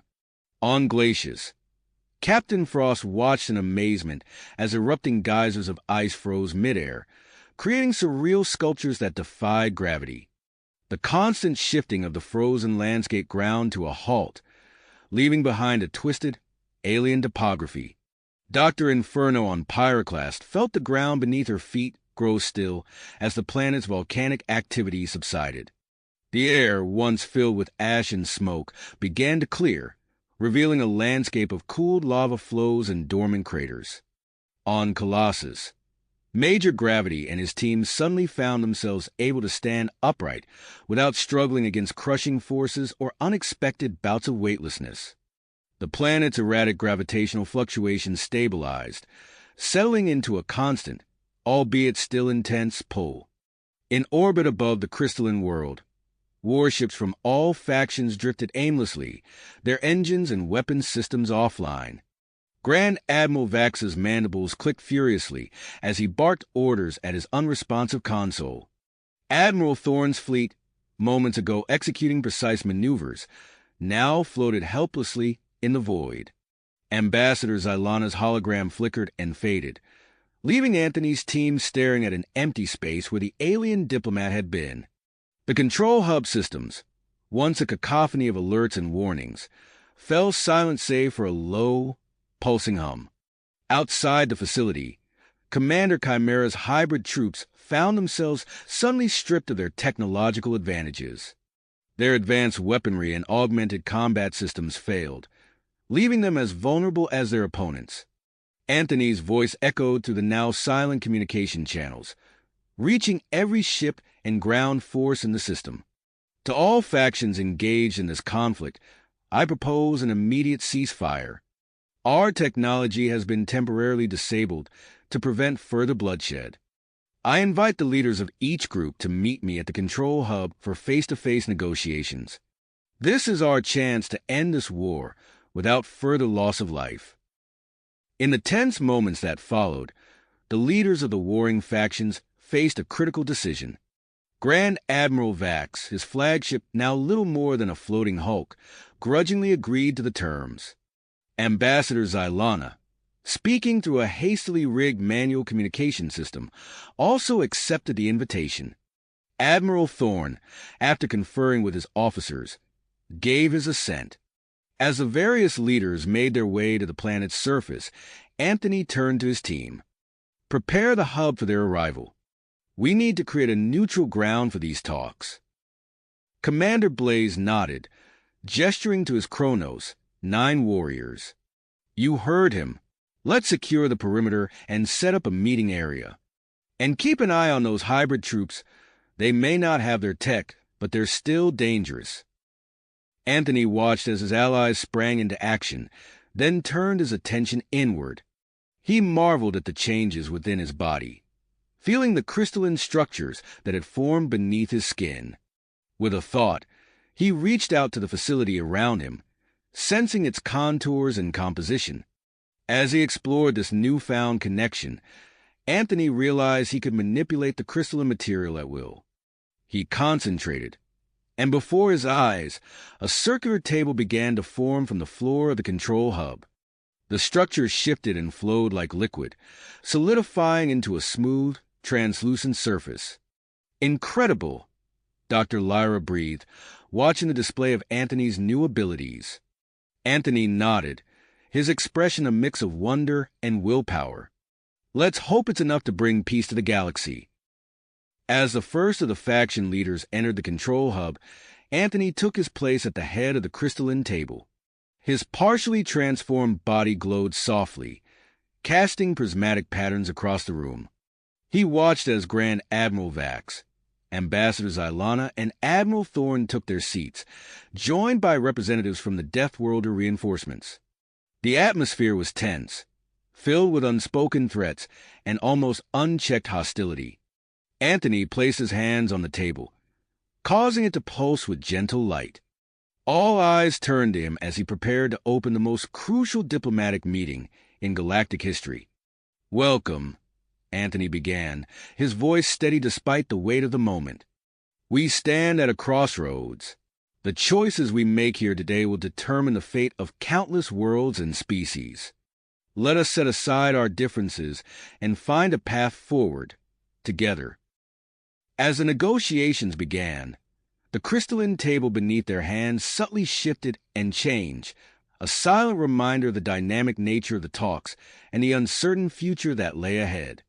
Outside the control hub, Deathworlders and non-Deathworlders alike waited with breathless expectation, hoping for a resolution that would bring an end to the conflict and usher in a new era of peace. Peace and understanding. As the leaders settled into their seats, the weight of responsibility pressed upon them all. Anthony's eyes swept across the faces gathered around the crystalline table, noting the tension etched into every feature. Grand Admiral Vax's mandibles twitched with barely suppressed agitation, while Ambassador Xylana's iridescent skin shimmered with subtle color shifts that betrayed her unease. Admiral Thorne's jaw was set in a hard line, his eyes darting between the other participants. Let's begin, Anthony said, his voice calm but firm. We're here to find a solution that benefits all parties and ensures the safety of countless worlds. As the negotiations commenced, each leader presented their case. Grand Admiral Vax leaned forward, his compound eyes fixed on Anthony. The Galactic Union must maintain control over the precursor network, he insisted, his voice a low buzz. Our experience and resources make us the only logical choice to manage such power. Ambassador Xylana countered immediately, her melodious voice carrying a hint of steel. Concentrating control in the hands of a single faction is precisely what led us to this conflict. We propose equal access for all species to foster cooperation and mutual understanding. Admiral Thorne's fist came down on the table with a dull thud. And leave the Deathworlders at the mercy of those who fear and misunderstand us? No, we demand autonomy and protection for our people. As the debate raged on, Anthony maintained his focus on the precursor network. The crystalline structures beneath his skin pulsed with energy, allowing him to sense the ebb and flow of power throughout the facility. A frown creased his brow as he detected a growing instability in the system. Outside the control hub, the effects of Anthony's earlier energy discharge began to wane. Ships in orbit flickered to life, their systems slowly coming back online. On the planet's surface, advanced weaponry and augmented combat systems started to reactivate. Anthony's attention was pulled from the negotiations as data streamed in from the Deathworlder teams on other planets. Captain Frost's voice crackled through the communication system, tinged with urgency. "Control hub, this is Glacius. The ice sheets are shifting again. We're seeing increased movement and fracturing across the entire surface." Before Anthony could respond, Dr. Inferno's report came through. "Pyroclast here. Seismic activity is ramping up. We've got new magma chambers forming and old ones reactivating." Major Gravity's deep voice rumbled over the channel. "Colossus reporting. Gravity fluctuations are resuming. We're experiencing rapid cycles of increased and decreased pull." Anthony's eyes widened as he processed the information. The controlled shutdown he had initiated was failing, and the consequences could be catastrophic. He raised a hand, interrupting the heated debate around the table. "We have a more immediate problem," he announced, his voice cutting through the arguments. Using his newfound abilities, Anthony projected a holographic display of the entire precursor network above the table. The leaders fell silent as they took in the visualization, watching energy surge and pulse through the interconnected systems. "The network is destabilizing," Anthony explained, manipulating the hologram to highlight problem areas. "Without immediate action, we're looking at potential catastrophic events across multiple worlds." The revelation shifted the atmosphere in the room. Grand Admiral Vax's mandibles stilled, while Ambassador Xylana's skin took on a pale, worried hue. Admiral Thorne leaned forward, studying the holographic display intently. "What are our options?" Thorne asked, his tactical mind already assessing potential strategies. Grand Admiral Vax spoke up, his earlier insistence on control softening in the face of the greater threat. "The Galactic Union has resources we can deploy to stabilize key precursor facilities." Ambassador Xylana nodded, her multiple limbs gesturing expressively. "We can offer the scientific expertise of various non-Deathworlder species. Our diverse perspectives may provide insights into the network's functions that no single species could achieve alone." Admiral Thorne's eyes narrowed as he considered the problem. Deathworlders are adaptable by nature. We can manage the most unstable sites, adjusting to changing conditions on the fly. As the leaders began to work towards a compromise, Anthony's connection to the network intensified. A surge of energy coursed through his partially crystallized body, and his mind filled with a vivid image of a pulsing node deep within the system. Acting on instinct, Anthony reached out with his abilities, manipulating the crystalline structure of the control hub. The table beneath their hands shifted and flowed, resolving into a three-dimensional map of a distant star system. At its center, a planet glowed with an ominous red light. "This is where we need to focus our efforts," Anthony said, pointing to the uncharted world. "There's a critical node in the precursor network located on this Deathworld. If we can stabilize it, we might be able to bring the entire system back under control." The faction leaders exchanged glances, a new sense of purpose uniting them in the face of this common threat. Grand Admiral Vax was the first to speak. "I can commit our most advanced ships for transportation," he offered, his earlier hostility replaced by willpower. Ambassador Xylana nodded enthusiastically. "We have specialized equipment developed by our scientists that may prove invaluable in interfacing with precursor technology." Admiral Thorne straightened, a fierce glint in his eyes. "I'll assemble a team of our best Deathworlders to lead the ground operation. No one's better suited to handle an unknown world." Anthony listened to their proposals, feeling the weight of the moment. He knew that his connection to the precursor network made him a crucial part of this mission. Taking a deep breath, he made his decision. "I'll go with you," he announced, meeting each leader's gaze in turn. "My abilities may be the key to interfacing with the node and stabilizing the system." As the group began to hash out the details of their joint mission, Alarms blared throughout the control hub. Anthony's mind filled with a rush of data from the precursor network, and he gasped at the implications. "We have another problem," he said, his voice tight with urgency. Manipulating the holographic display once more, he showed them a visual representation of space-time near the uncharted Deathworld. A jagged tear was forming, pulsing with chaotic energy. "The network's instability has created a rift in space-time," Anthony explained.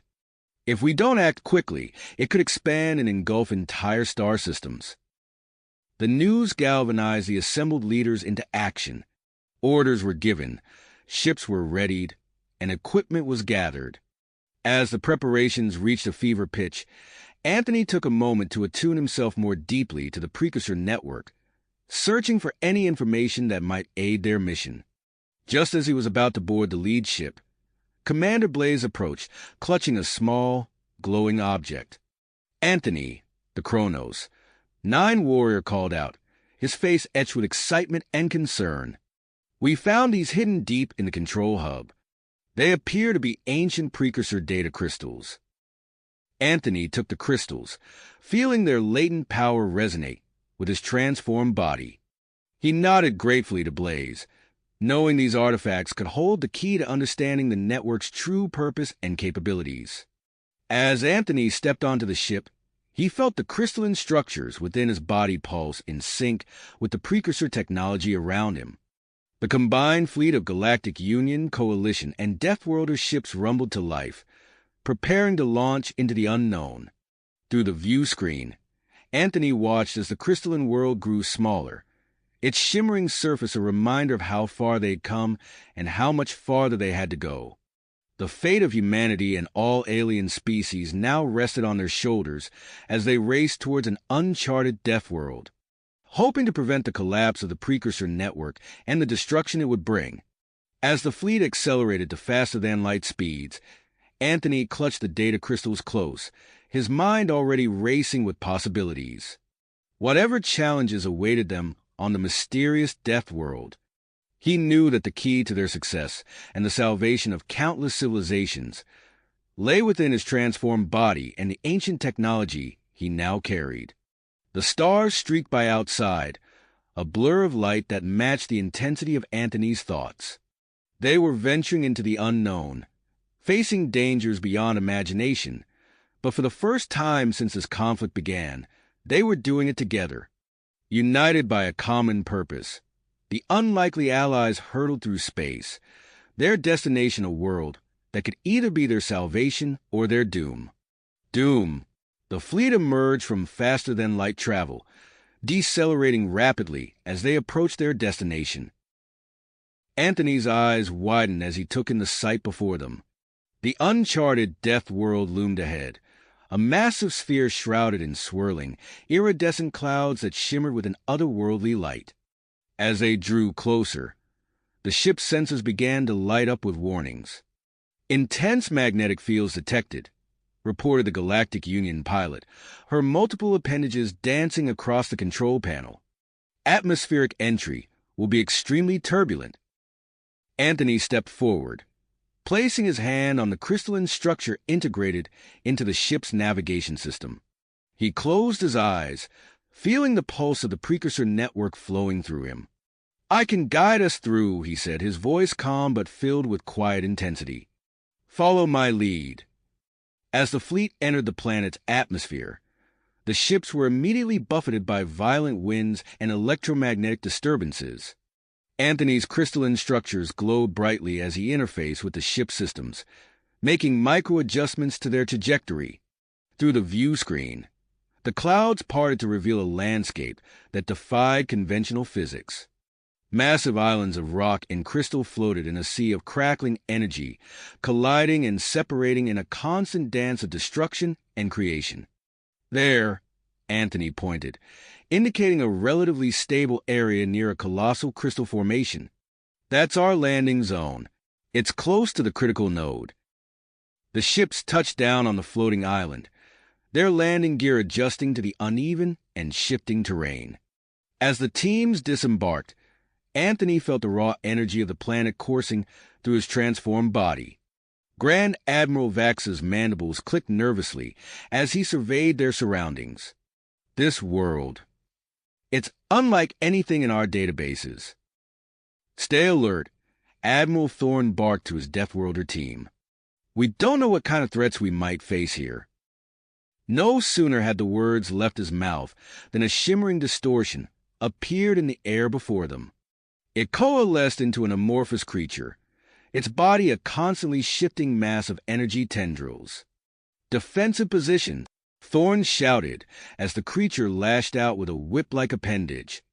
Captain Frost reacted instantly, his cryokinetic abilities forming a shield of ice that intercepted the attack.